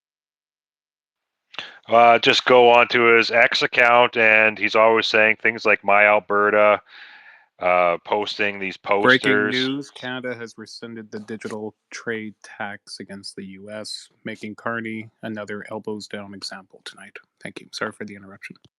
Thank you for the update. How long ago was that? 14 seconds ago. Jesus. You got your finger on the pulse. No, Sure. it just popped up on CBC, which means it probably popped up somewhere else 10 minutes earlier, because the CBC typically just copies articles because we don't actually have any intelligent writing staff or actual correspondence reporters that do their job in that company for over 20 years. I mean, on that note, we can't be too sure that Carney didn't actually implement that as sort of a bait and switch. I don't know. I have to look into it, but yeah, it is interesting that Well, he Trump literally behaved. said a day ago, he's like, we're fighting the U.S., blah, blah, blah. We're going back, and Trump wants to do this. And then they rescinded it because he knows Trump would own his ass. So, But just like Doug Ford when he said, with a smile on my face, I'm going to turn off the power and blah, blah, blah. Trump throws out one fucking tweet saying, oh, guess what? We're going to bump up your tariffs to 50%. And little Doug Ford reverses and cancels the next day. Carney did the exact same shit. No, you know what? It was actually 3 hours later. Oh, 3 hours. Yeah, it was hilarious because it happened late morning, and I was watching this, and I'm like, Ford's going to be a bitch and capitulate. And then 3 hours later in the afternoon, just before market closing, oh, by the way, yeah, we're not turning off the power. So, peace. Going back to the... Sorry, Common Sense Man. No. I was just going to say they're all liberal bitches. So it doesn't matter what flag or banner they are under. Most are either liberal to moderate liberal staff party members on both the Conservatives and Liberals in this party. So we need real change. We need Elizabeth May. So going back to the talk about the propaganda, there are a variety of other, I guess, groups you'd call them, not necessarily like entities like Jeffrey Rath, who runs like a whole organization, but there are entities that have a shit ton of followers and a good support base that routinely put out videos, educational videos. They're spread across Facebook, they're spread across X. I repost some of them sometimes, so on and so forth. You might see them there. So there are these movements that are pushing the propaganda, I suppose, for Alberta independence. A lot of them are pretty informative, and some of them are kind of funny. So I haven't seen any propaganda to the contrary, but I think I'm biased because I'm here in Alberta and my algorithms, as much as I try to make them unbiased, I don't see, the Liberal government or the federal government putting out anything. They're pretty much not, I haven't heard a single acknowledgement yet that this is a concern for them or that they're running any kind of anti Alberta separatist movement propaganda whatsoever. So I don't, that's a little concerning, a little bit. Either they don't take it seriously or they have knowledge about what's happening that I don't. So, Well, one The thing I can Alberta say on that. Independence move. Oh, sorry. Okay. One thing I It's can kind say of. really It's quick on that, go ahead. Bell, is I can't remember who broke it that they had these documents. I honestly want to say it's table salt, but I could be incorrect. But basically, that the Liberal government had started securing legal services to explore what their options would be to counter an Alberta separation thing, up to and including having basically an interview or conversations with some of the original, Quebec people that were around and doing the whole bit with the Quebec separation in '95. Like I said, I want to say that was table salt. I'm like 80% sure that it was table salt that had that. But I do remember seeing that story on X. Well, I think the Alberta Independence movement is kind of like the CFL. Nobody cares except for Alberta, Saskatchewan, and Winnipeg. and honestly, I don't think we mind To be that. fair, Winnipeg is full of a bunch of liberal assholes. Rural Manitoba and those that are around the perimeter, we care about separation because we hate this city. But I'm also No, I meant nobody cares about the CFL except for those places, and like the Easton doesn't care about the Alberta Independence talk. That was the point I was trying to make. It honestly makes me wonder. I mean, the separatist, I guess, sentiment comes in waves, right? It has its peaks, it has its troughs, up, down, up, down. And I'm wondering if they're just hoping that if they give it no recognition at all, because they wouldn't want to draw attention to it and get more people interested in it, that it'll just ebb out like it has before. And I wonder if they are trying to do that tactic first before any other, tactic. And I mean, think about it this way as well. Like if the federal government turned around and tried to do some, what kind of campaign could they do? The only thing they could do is talk about Canada unity and how we're all one great country. And how's that going to go over?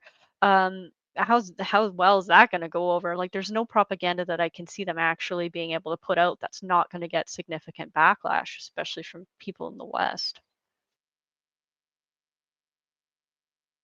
What say you, 306? Common Sense had his hand up first, so go ahead, bud. Well, I was going to say that, at the end of the day, there is not going to be a separation. If there was, then you'd have a complete financial collapse in the country, which would basically decimate everything trying to accomplish the Wexit movement, if you want to call it that. I mean, really, what we need in this country, and this is going to sound very verbose and very negative, but I'll explain why in a minute if you give me 2 minutes here. We actually need an overwhelmingly increase of racist behavior between people. We need then people to realize that you have to work to live, you need to work to eat, and not just worry about your Bitcoin portfolio continuing to skyrocket, which is not possible. Like over 20 years, yes, but not in the next 2 years. And in reality, you need things to get really shitty to basically move forward, or as Wog would say, push the needle. It's not going to be accomplished on X/Twitter at this point, unfortunately. It's a good discussion piece, but it really is mute. So you're not from Alberta. You're not from Alberta, right? I can clearly tell that you're not at that point where you realize enough is enough. Like Florida, Alberta, that's a Freudian slip there.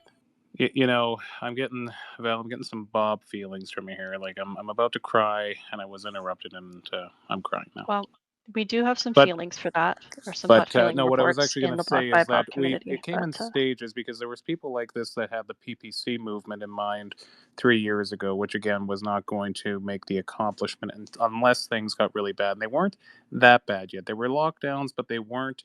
There wasn't poverty. There was still more credit. There was more cash savings. Inflation hadn't really pushed things to cost measures.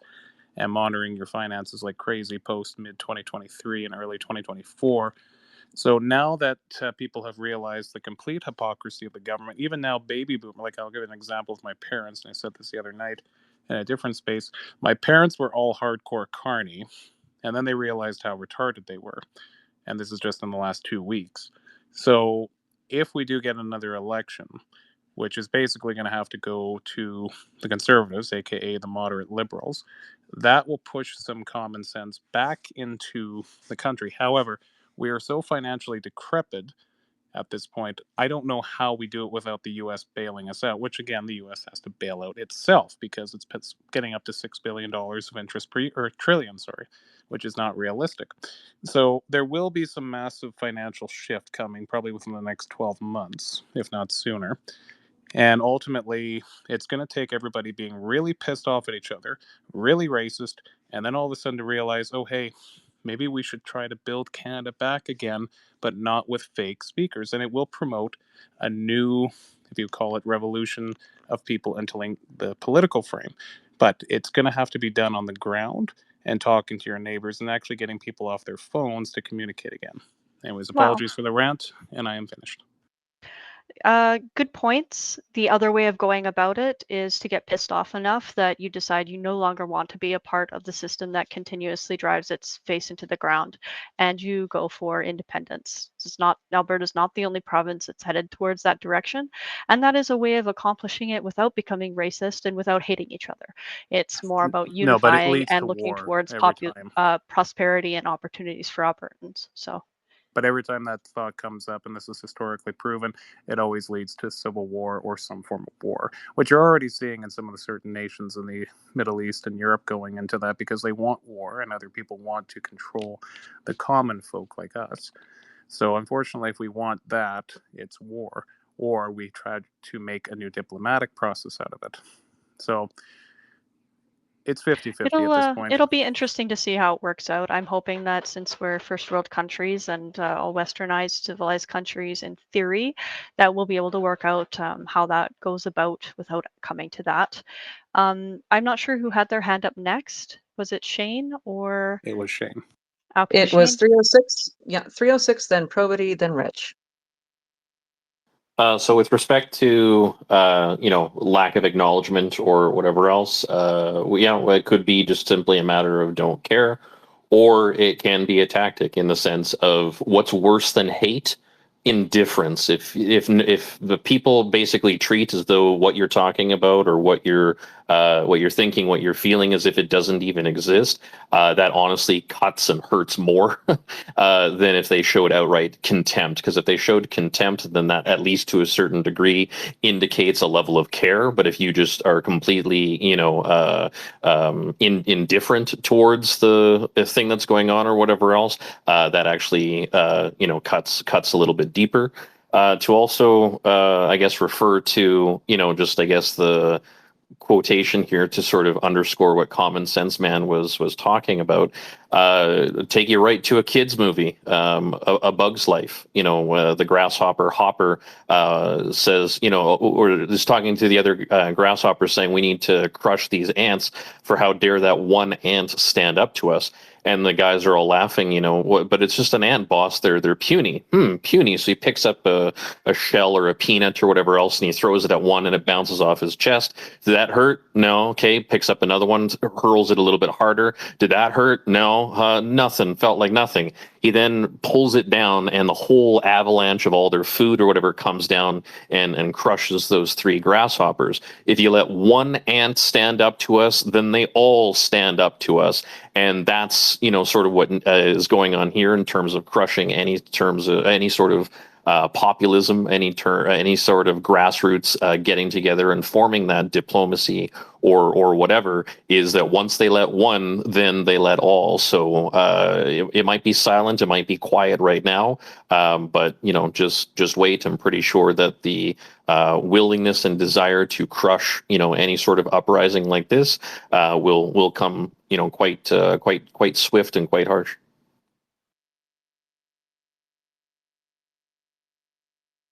Well, that is always a risk when it comes to these things. Okay, so Probity, you're up next. Oh, hi. Thanks for having me. I was interested in the part panel of the RCMP.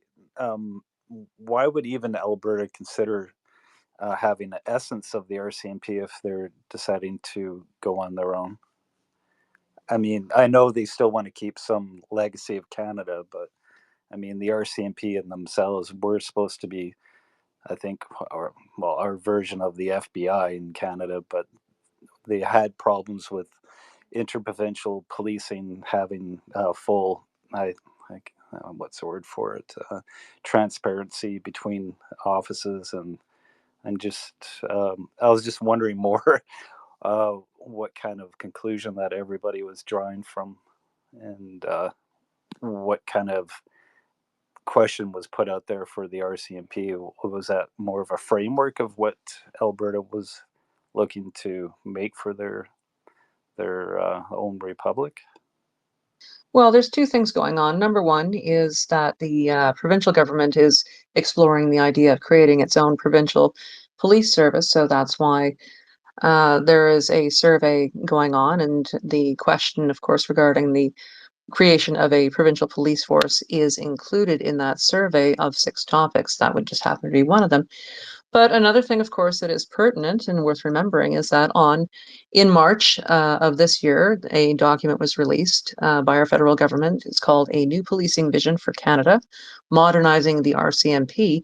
And in here, it does say that the expiration of the current police services agreement ends in 2032. So it prevents the opportunity for implementing next phase policing in Canada. And in that, one of the things that is explored is the desire to move away from working frontline in provinces and in rural areas and lesser service municipal areas so that they can concentrate more on other areas of policing, more specialized and federal. So that is one of the reasons perhaps that this conversation is coming up at this time. It gives plenty of lead time to figure that one out. Does that help?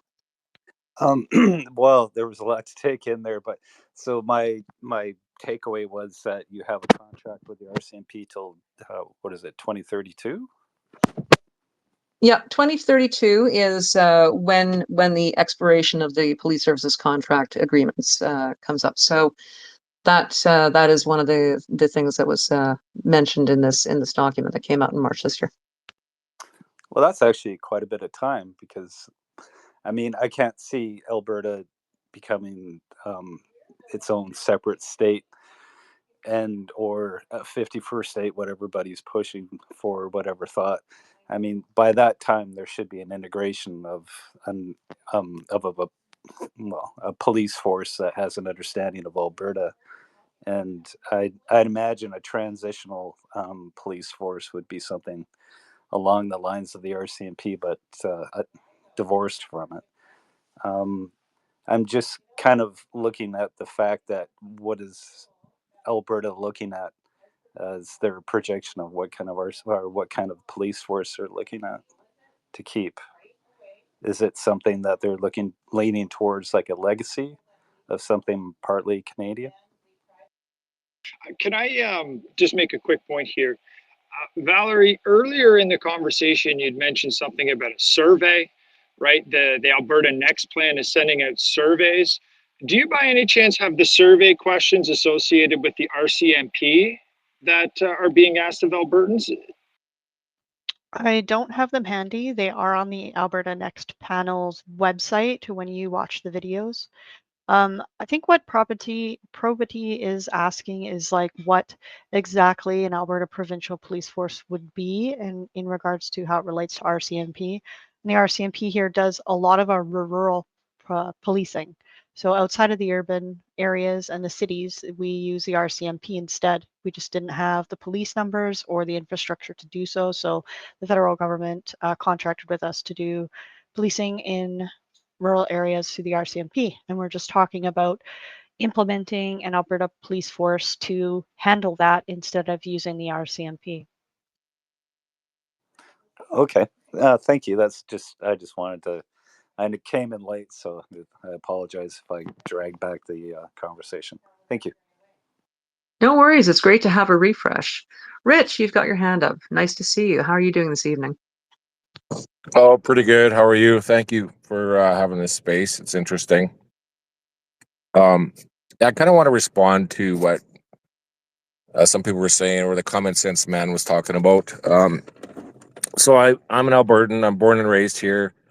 I've worked in the oil industry for over 25 years.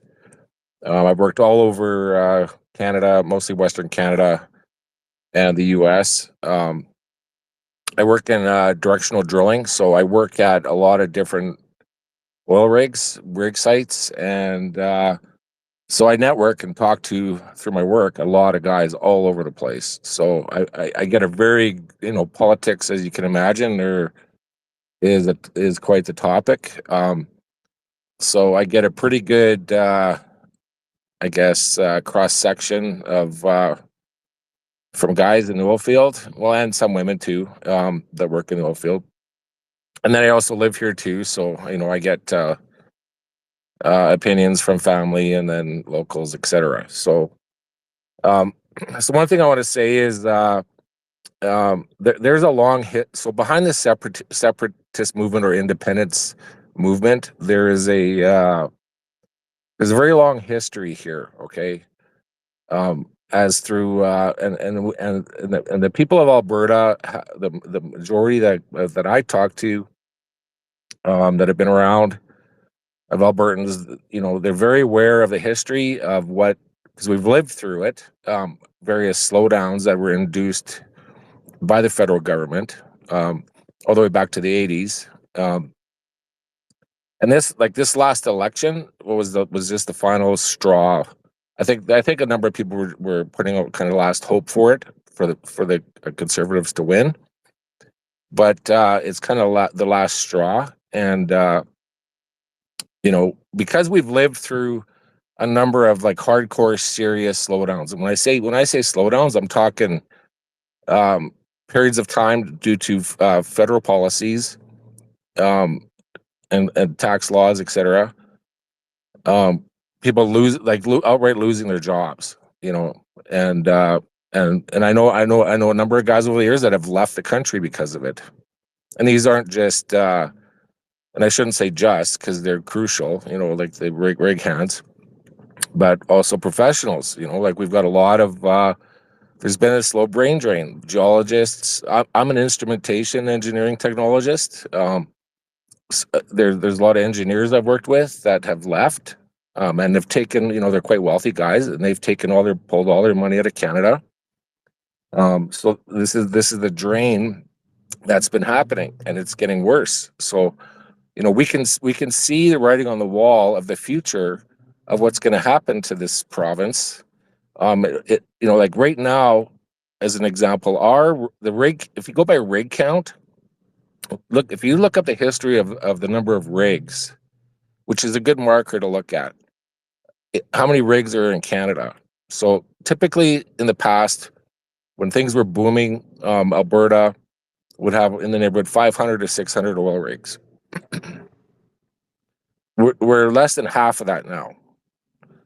A lot of major companies like Baker Drilling, where Baker Hughes, they left, completely pulled all their offices out, laid off thousands of people, pulled out and left and went to the U.S. Same thing within Canada. Canada was Canada's largest oil company. They pulled out and went to the U.S. Thousands of people lost their jobs. Those are just two examples. There's much more. So this is about survival. This has to do with a lot of it relates to, also I'll just throw out there, it has to do with investment, right? So the oil industry does not drill a single hole without investment.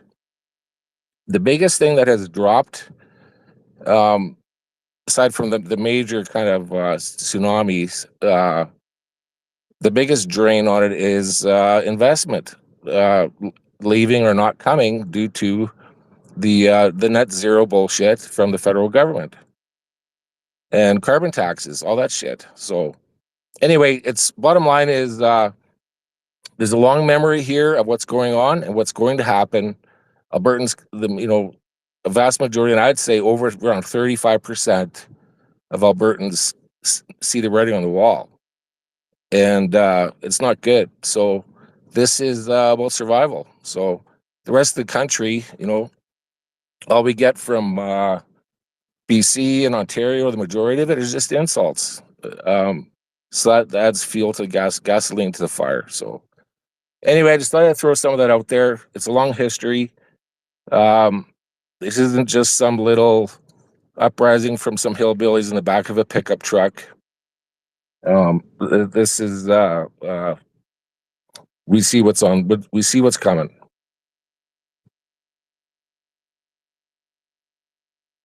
All very valid points. Thank you very much, Rich. It's good to have a reminder that there is a long history of discontent in Alberta. So I am going to go to 306 and then James and then Junebug. Just to address the topic here, of the should they set up their own provincial police force? I think it should just be the same methodology as applies to provincial jurisdiction versus federal jurisdiction. If things are happening within Alberta, then you should have an Alberta provincial police force. If things are happening between British Columbia and Alberta, that's when you have your RCMP. So your federal jurisdiction is anything that is intra-provincial, so where it's moving from one province to another, but anything that's happening inter-provincial, so within the province of or intra and inter, sorry, I got those backwards. But anyways, anything happening confined within the borders of Alberta itself, yep, you should have your own homegrown police force. Just even on the auspice that how many people, what's the actual percentage of population in Alberta that speak French, that require bilingual communication? I'm going to wager not very many. So the idea that you have to be bilingual in order to attain a higher promotion within the RCMP just to be able to service communities in Alberta, Saskatchewan, which are wholly Anglo, is kind of a ridiculous requirement and gatekeeps a lot of good and well-intentioned and highly capable people. So, yep, let's get the Ottawa out of it all and take care of our own shit. Well, there's a fair bit of truth to that, actually. In Saskatchewan, for instance, we have pockets of French communities, but we also have pockets of German communities and possibly from elsewhere as well. So if they are Canadian citizens, of course, we are supposedly, all about diversity. But I can appreciate at the same time that that Canada does have two official languages, English and French. So I don't know if how much of that is needs to be absolutely set in concrete, but I suppose it's a question worth asking. James, how are you this evening? Good, thank you. So I just wanted to add to the conversation the element of I got a sense that some people gave consideration that there was complexity to provinces installing their own provincial police departments. I don't quite think so. And I will suggest that from a provincial government standpoint, they see it no different than how cities, Edmonton, Calgary, Regina, Saskatoon, Vancouver, Toronto, all have their own provincial or all have their own police departments, right? And so this would be just another arm of a municipal police department that would then have that kind of authority. So it's not from the provincial government's point of view a unknown, right? And further to that, we also see the Quebec police. What do they call it? SVQ and Ontario OPP. So obviously there's a template there, so it's not unheard of. I think the driver to this is two things from a provincial government point of view. A the amount of lack of service from the RCMP has been quite dominant in the last little while. It hasn't for the amount that um, counties or municipalities have been paying for service and not necessarily receiving this because there has been a problem with the federal government being able to um, promote or secure employment for many of our officers. This has been the challenge, right? But I think a lot more provincial governments are giving consideration for the ability to have more appreciation for how officers can be more utilized in their boundaries. So I'll just leave it at that. Can I ask you a quick question, James? On that point related to Daniel Smith, earlier in the conversation, we were discussing Daniel Smith. She's doing this Alberta Next Plan tour for the next 6 months. It costs $2 million, and she's consulting with the province. On this particular RCMP issue, the record shows she's kind of flip-flopped strategically on the issue. I think it's fair to conclude that she's Why in would you favor say of she's this flip flopping? Why would you say she's flip flopping? because she didn't include this on her platform. That she said that what was the Alberta Sovereignty Act? This item was not included on that act. And also, when she ran for leadership with the UCP in 2022, she had ran on that particular issue. But then when she ran again in the next provincial election, she didn't include that in her platform. I think under the table, though, the people who she associates with, it's fair to assume that she's in favor of this, and all the power to her. My question is just, it's been mentioned in this conversation that she's doing this to win the next election. People have said that she's untouchable. So I just know that you're well affiliated with the political scene, and I just wonder where do you see Daniel Smith in this Alberta separatist issue, and if you have anything to add on the RCMP and her connections and thoughts on that, that'd be great.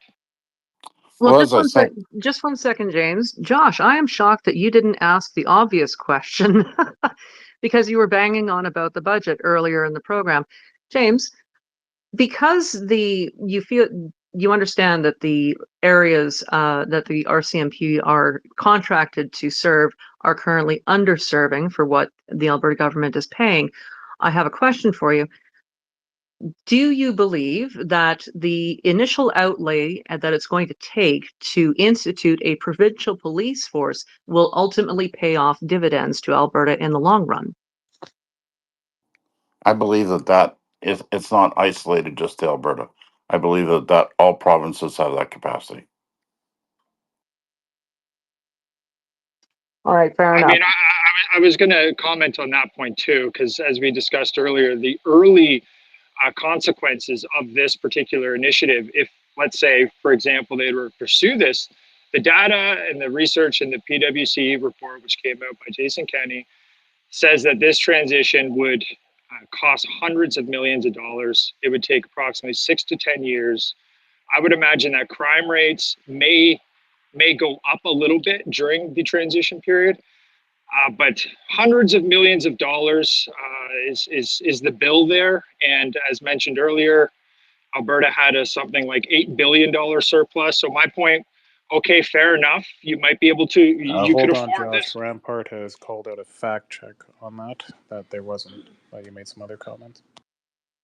What was the surplus then? We didn't get an exact number. I believe Was it's Alberta in the surplus? 8.3. Let's not forget that Alberta also has its own wealth fund, its own heritage fund, which it can use in this instance if it needs to, which is used to promote the infrastructure and running of Alberta in certain circumstances. And that heritage fund currently has about 25 billion in it. So let's not forget that Alberta does have the means to do this. I just think, but I just think though, in front of it though, is the calculation for I think back to when Ed Stelmach was premier, and certainly at that time, there was a lot of consideration for the cost was prohibitive, right? For because the value for service that you were receiving from the RCMP was at a subsidized rate by the federal government, so therefore exo de facto, you were of the belief that you were getting equal par for equal service dollar. However, now many rural locations, for the amount that they are paying in, are are receiving, I would say, 70% of the dollars that are being spent. So that is to say that the amount that they're actually receiving in policing service is at a 30% premium to what is the telltale sign. So that's why many provincial jurisdictions are giving reconsideration. And further to that, there was, I think, I will say, not only in Alberta, but in many jurisdictions, thoughts that at times Ottawa knows best as to where they wanted to locate service. And in some circumstances, the provincial authorities felt that there was a more utilized capacity for the RCMP, or a utilization that could have happened where officers could have been more fluid in their location and their service. So I think that a lot of the metrics that we had given consideration to, and from what I understand from my friends, a lot of the locations that we had the metrics to were reevaluating because of just basic employment or human resource challenges. That's underlying it, I'd say. Ultimately, at the end of the day, and this is where this is going to kind of die in its own infancy here, what happened last time with the Alberta separation over 30 years ago. Alberta cannot afford to buy out all its debt and create a new, let's just say, confederacy or republic or whatever you name it, or join the United States. Now, if the United States wants to buy Alberta, that's going to be an expensive reach as well. And the US can't afford it with the current costs. Although they could try to appreciate gold up to $6,000 an ounce, which likely will be manipulated to that price within 10 years. But ultimately, if you actually really try to buy out Alberta, the Wild Rose Party basically killed that over 25 years ago when they were discussing implementing a 1 or 2% PST to create an oil reserve fund like the Nordic Fund. And this was very not known well to a lot of people, but the Wild Rose Party was basically about let's just pocket everything we get. Let's kill the scientific divisions in Alberta and let's just focus on oil, which isn't necessarily the worst thing if Canada was operating in consensus with what each province could contribute to its dominion. But like you just said, James, a lot of that kind of fallacy that happened was they believed Ottawa would have the best intentions of the country as a whole. Instead, they created Nunavut and were like, here, look, we're going to celebrate the Inuit. Yay! And now Nunavut basically drains billions of dollars per year just to have RTEMs up there and high paying government jobs with northern allowances and other shit. So the overall issue at hand is that you need capital, you need the means to buy debt, you need the means to actually establish a proper interprovincial bond trading program, and then you'd have to establish your own sovereign bond fund to trade on the global market because everything is now internationally controlled by corporations in that sense for the supply chains. And then how you're going to move everything out of the province when you're separated doesn't really make sense because, again, you no longer have access for free movement between the other provinces. I suppose you could make a trade deal, but then if Canada's like, oh, look, you fucked off and now you're just leaving us, and it's like, yeah, we're definitely going to give you free access to go into our provinces and territories and go up to Alaska, because we didn't want you guys leaving, but we're going to give you access anyways. So I mean, the idea behind it, if it was to work, is you'd have to get Manitoba, Saskatchewan, Northwest Territories, Nunavut, Yukon, and BC to all leave.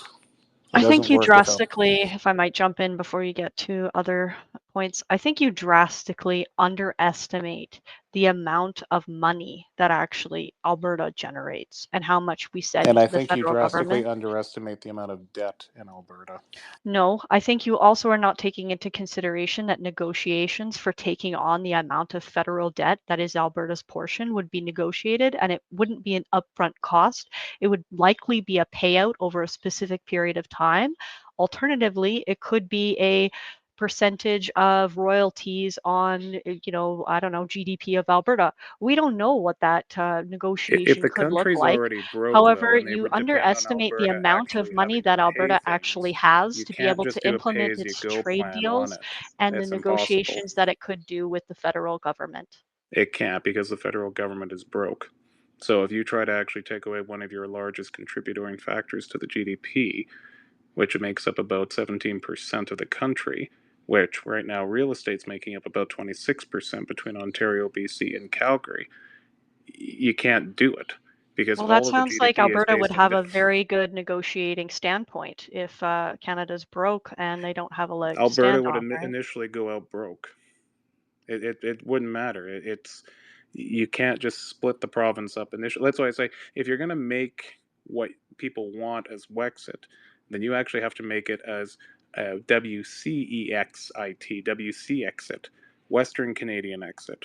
That's Then certainly you a could. possibility, and it's certainly something that's being talked about But this between whole different area about provinces. Alberta Pride is However, that I all the don't provinces think in that the you. West actually depend on each other a lot more than the East than they realize, and all the natural resources are mostly confined in this area, with the exception of northern Quebec and northern Ontario. There's a lot of lumber and mining up there that could be utilized, but we don't do it. But at the end of the day, Alberta trying to leave is not practical and it's not possible at this point. It can be attempted, but it's not going to work. Well, you can have your viewpoint on that, and that's fine. But I consider looking into the actual financials. Alberta might end up in debt if it takes on federal levels of debt as its portion. But that's also Well, something it would that have to people take who its own are provincial considering debt Alberta and the federal independence debt have with it to considered and buy out have the run province from the through the Confederacy. If numbers you to do the see where math, Alberta would it's not stand in terms statistically of how much possible it to do an actually would actual need and buyout how at fair much market debt it would value. have to take on. Okay. You can't talk over Val when she's making her point, Reed. I understand you may have a Well, see, retort. actually, I was Hold technically on. going to go first. Whoa! Let's just talk. Reed, Whoa, Josh. Reed. You've done the same thing to other people before. Let's not be a All right. hypocrite here. So Vanessa, So please, at the end of the just day, Now, see, I've had to hit the mute button. All right, I'm going to unmute and we're going to go to John.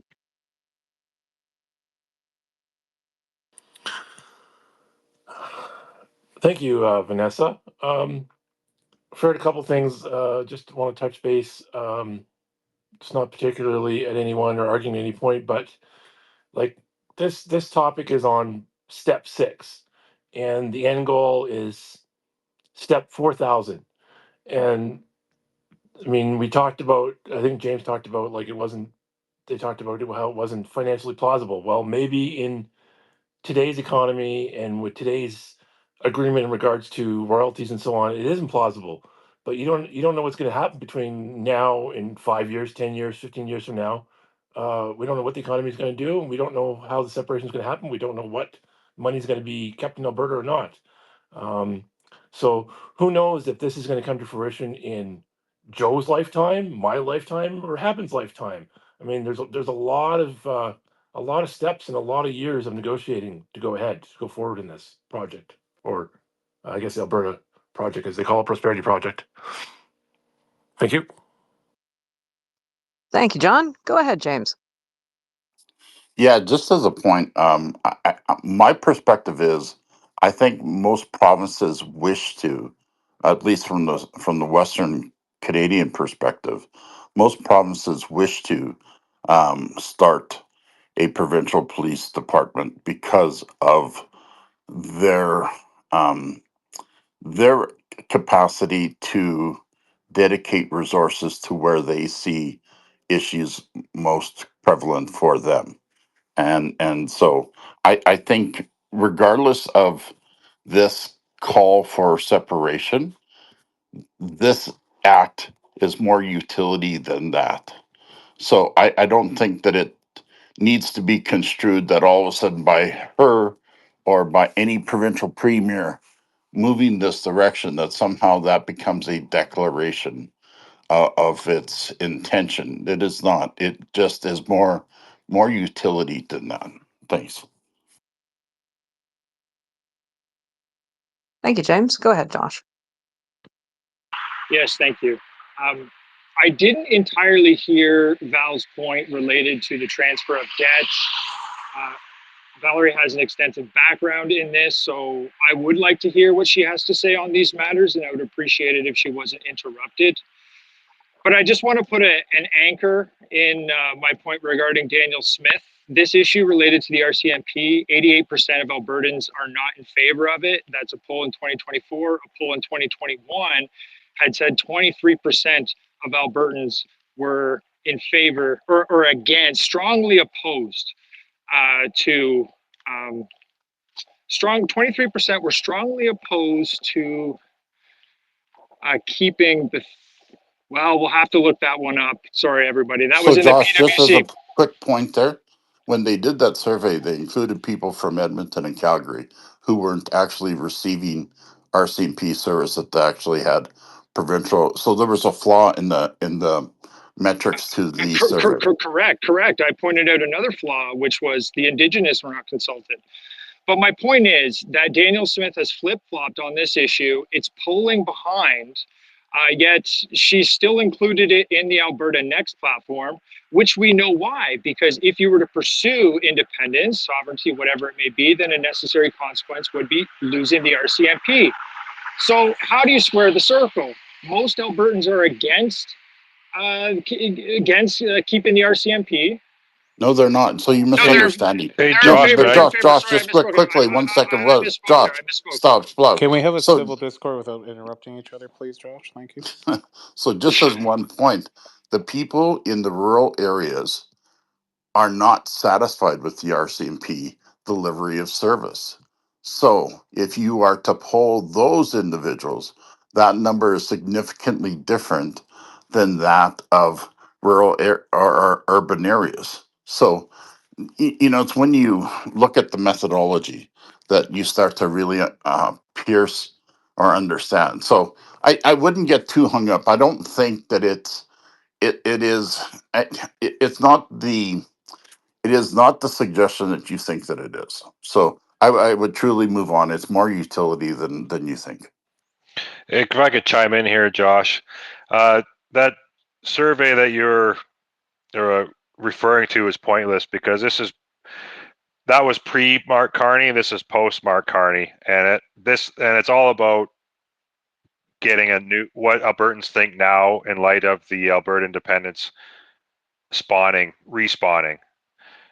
It's all about what I think what James is trying. That's what James is trying to say. Well, this is the thing.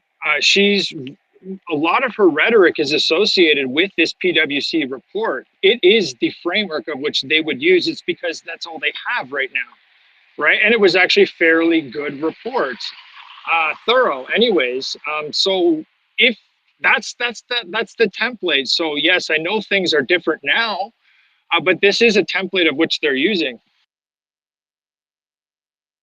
You say Go that you ahead. know things. Sorry, you say that you know things are different now, but you keep referencing the findings of that report as though it's set in stone and that context hasn't changed. You can't continue to say that I'm speaking, or what did you say earlier in the space? I'm here representing Albertans. No, you're representing a report from 2024, my guy. You're not representing people. No, I would agree. That was said in jest, but again, Albertans are overwhelmingly opposed to removing the RCMP. So I have to just make my findings clear about that report. Now, hold on. The data may not be consistent. The data may not be consistent up until this day, but the metrics, the variables of which are taken into account within this report with respect to transition costs, retraining, what the infrastructure would, it's extremely thorough. If you haven't read it, then I encourage you to read it because that is consistent to this day. So if anything, this report, the numbers you're seeing are drastically inflated. It's going to be a lot more expensive than what's included in that report. So it's not a slight on this report. This report is very objective. So that's why I'm citing it, because not a lot of people have read it. This is Danielle Smith's way of seeing how much traction the Alberta independence movement has gained. That's all this is about. And if a lot of people, because if, like you said, if that's true that 84% of them wanted it or didn't want it, the Alberta Provincial Police in 2024, and let's say 56% want it now, then she knows how much it's gained, and then that informs her position that she's going to take to get reelected. Go ahead, James. Yeah, I mean, Hi, yes. So, I think though, there's once again, just to put this policing matter to bed, there will be a cost to the development of a new agency, and but that's fine. That's like anything else, right? If you're not receiving anything, what's not the point of establishing something? I have to run. I'll come right back. Thanks. Well, the point here is the correlation, the inconsistency. Yes, the RCMP would have to go if you pursue sovereignty. Okay, so most people want to keep the RCMP in Alberta. So how come when we poll people, when we say, "Are you in favor of separation?" You know, we go back to this referendum question. Would those numbers change if more people were aware of the costs and the consequences of this initiative? Because the RCMP is going to go if Alberta goes. I think I can't make sense of this. Well, that's why it says on the page there, Josh, it's not just talk, it's about action. So I think you are right about bringing up the numbers, and that she is going to, because she doesn't want Alberta to separate. She is a federalist. So she is going to try her best to actually inform people of two things: how impossible it actually is to get away from Canada, and two, the costs. And that will affect whether or not they agree. I'm referencing the Alberta Prosperity Project's referendum question. So she's trying to do two things here.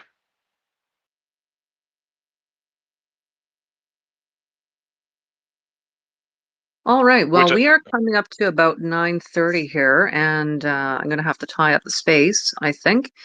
So I'm going to give a minute to everybody who's got a microphone here, let you have your final say, and then we're going to say goodnight for the evening. And don't forget, of course, we are covering the Alberta Next project as a series of 6 spaces, so there will be another one next weekend.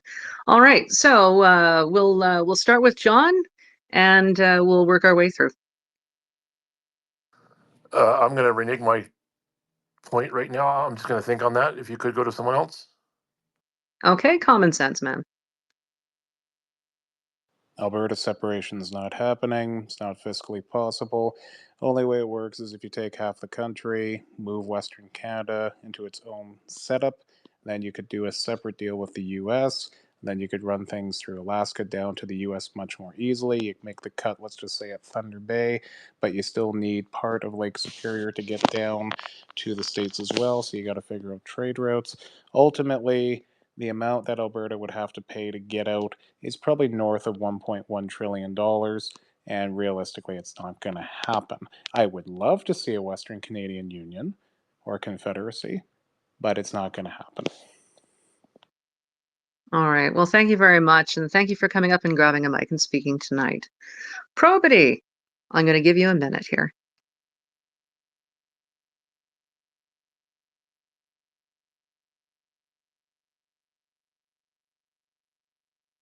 Or probity fell down the well. Okay. Steve, sorry, 306 Shane. You've got 1 minute. Final comment.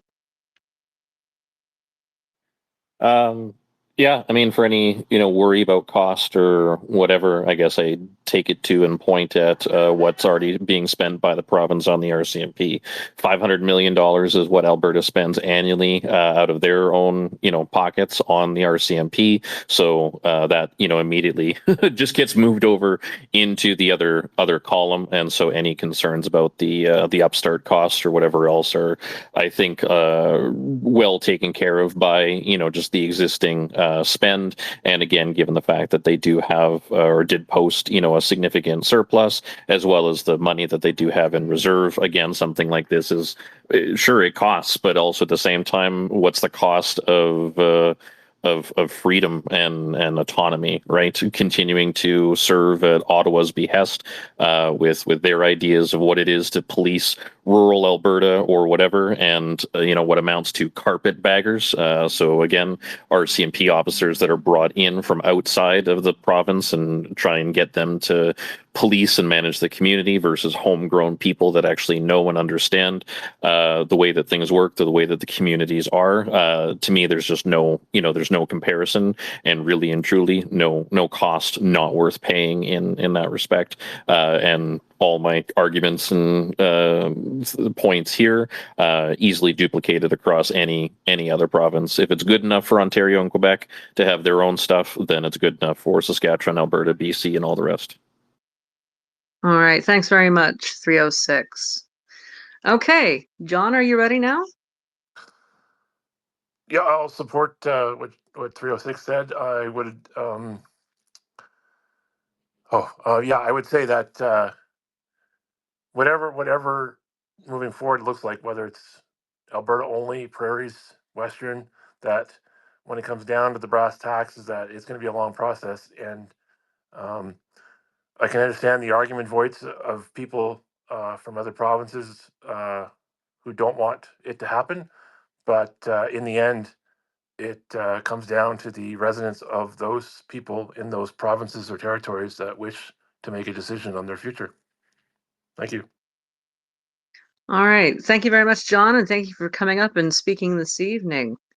Probity. Final minute.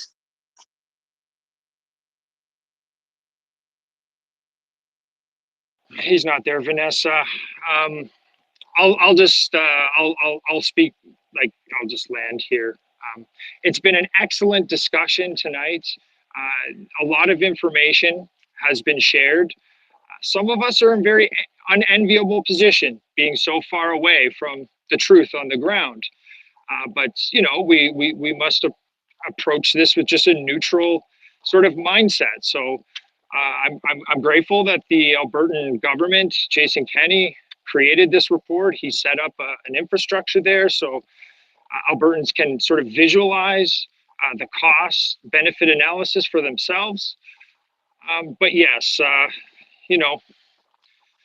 we ought not to be speaking over each other in ways that we need to be able to hear each other when we're talking, right? So it's been a great space. I'll end her there. Thank you. Great. Thank you, Josh, and thank you for letting me take the captain's seat on this particular topic this evening and for the next 6 weeks. Okay, so Steve. Oh, nope, Val, sorry, you've got your hand up. I'm sorry, I'll let you go ahead. Thank you. Just looking for that final minute. What I was talking about before in terms of Alberta, we were talking about Alberta's debt and taking on the federal debt levels. Canada's federal debt currently at what? I think it's close to 1.3 trillion. If you looked at per person in Alberta, Alberta would have to take on about $151 billion of debt federally. But consider the fact that, I think Alberta contributes something like 70 billion in taxes, and 44, I think it's 44 billion in taxes actually, and then we have something like 80 billion in provincial revenue overall. So when you're talking about, how you balance the scales so that any federal debt that Alberta might have to take on, I mean, it's not unconceivable that it's possible to do it and do it in a relatively short period of time, like 5 years.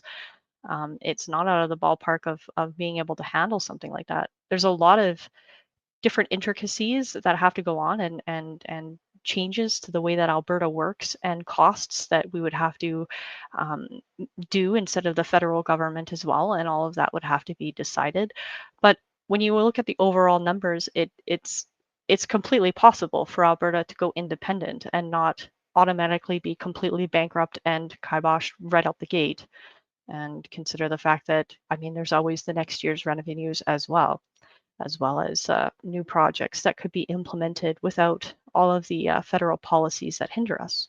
So there's a lot of possibility there. I don't negotiate and I don't know the intricacies of how all that would go. I just know that the numbers suggest it's definitely possible to reach solutions financially in that regard. In terms of the RCMP and APP, Alberta provincial police. It's a necessary step with or without Alberta independence, just because it helps promote the sovereignty of the province and helps us be more efficient, creates jobs here, gets the police, the RCMP who work here, if they become provincial police officers here, bump up their pay, give them a more stable environment. Overall, I think that's good. It helps Canada. That money that the federal government doesn't have to supply to help subsidize the RCMP here can be used for RCMP doing their actual job federally, as well as the officers that choose not to stay with an Alberta Provincial Police Force can then be available to do the federal level RCMP jobs. So overall, I think it's a win-win for both Canada and Alberta. Thank you. All right. All right, thank you, Val. I'm going to keep you up here for a second. We're going to let Steve do his final minute, and then I'll get back to you. Thank you, Vanessa and Josh, for inviting me to the space. I think this Alberta Next Panel is a much better expenditure of time and effort and energy than talking about independence is, because the idea that the federal government of Canada is just going to let you go as a province is a complete pipe dream. It's never going to happen. And this way the province can address issues that we can handle realistically to take more control of our affairs. Well, thank you very much, Steve. All right, so Val, how do you feel about how the space went this evening?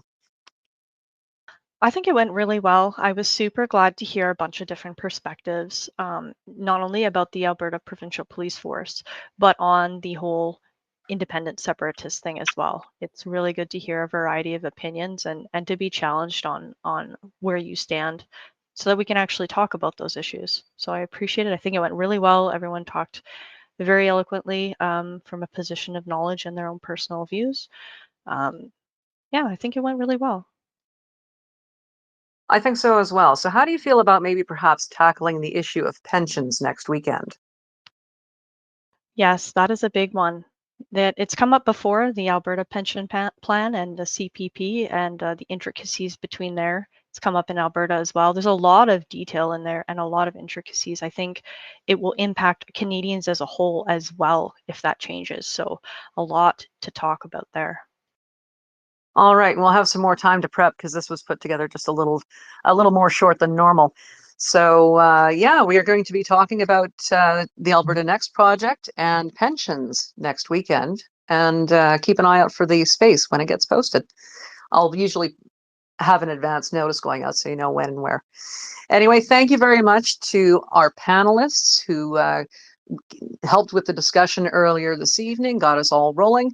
I appreciate absolutely everybody that came up and grabbed a microphone to give their views and perspectives on this issue. And I look forward to seeing you all next week.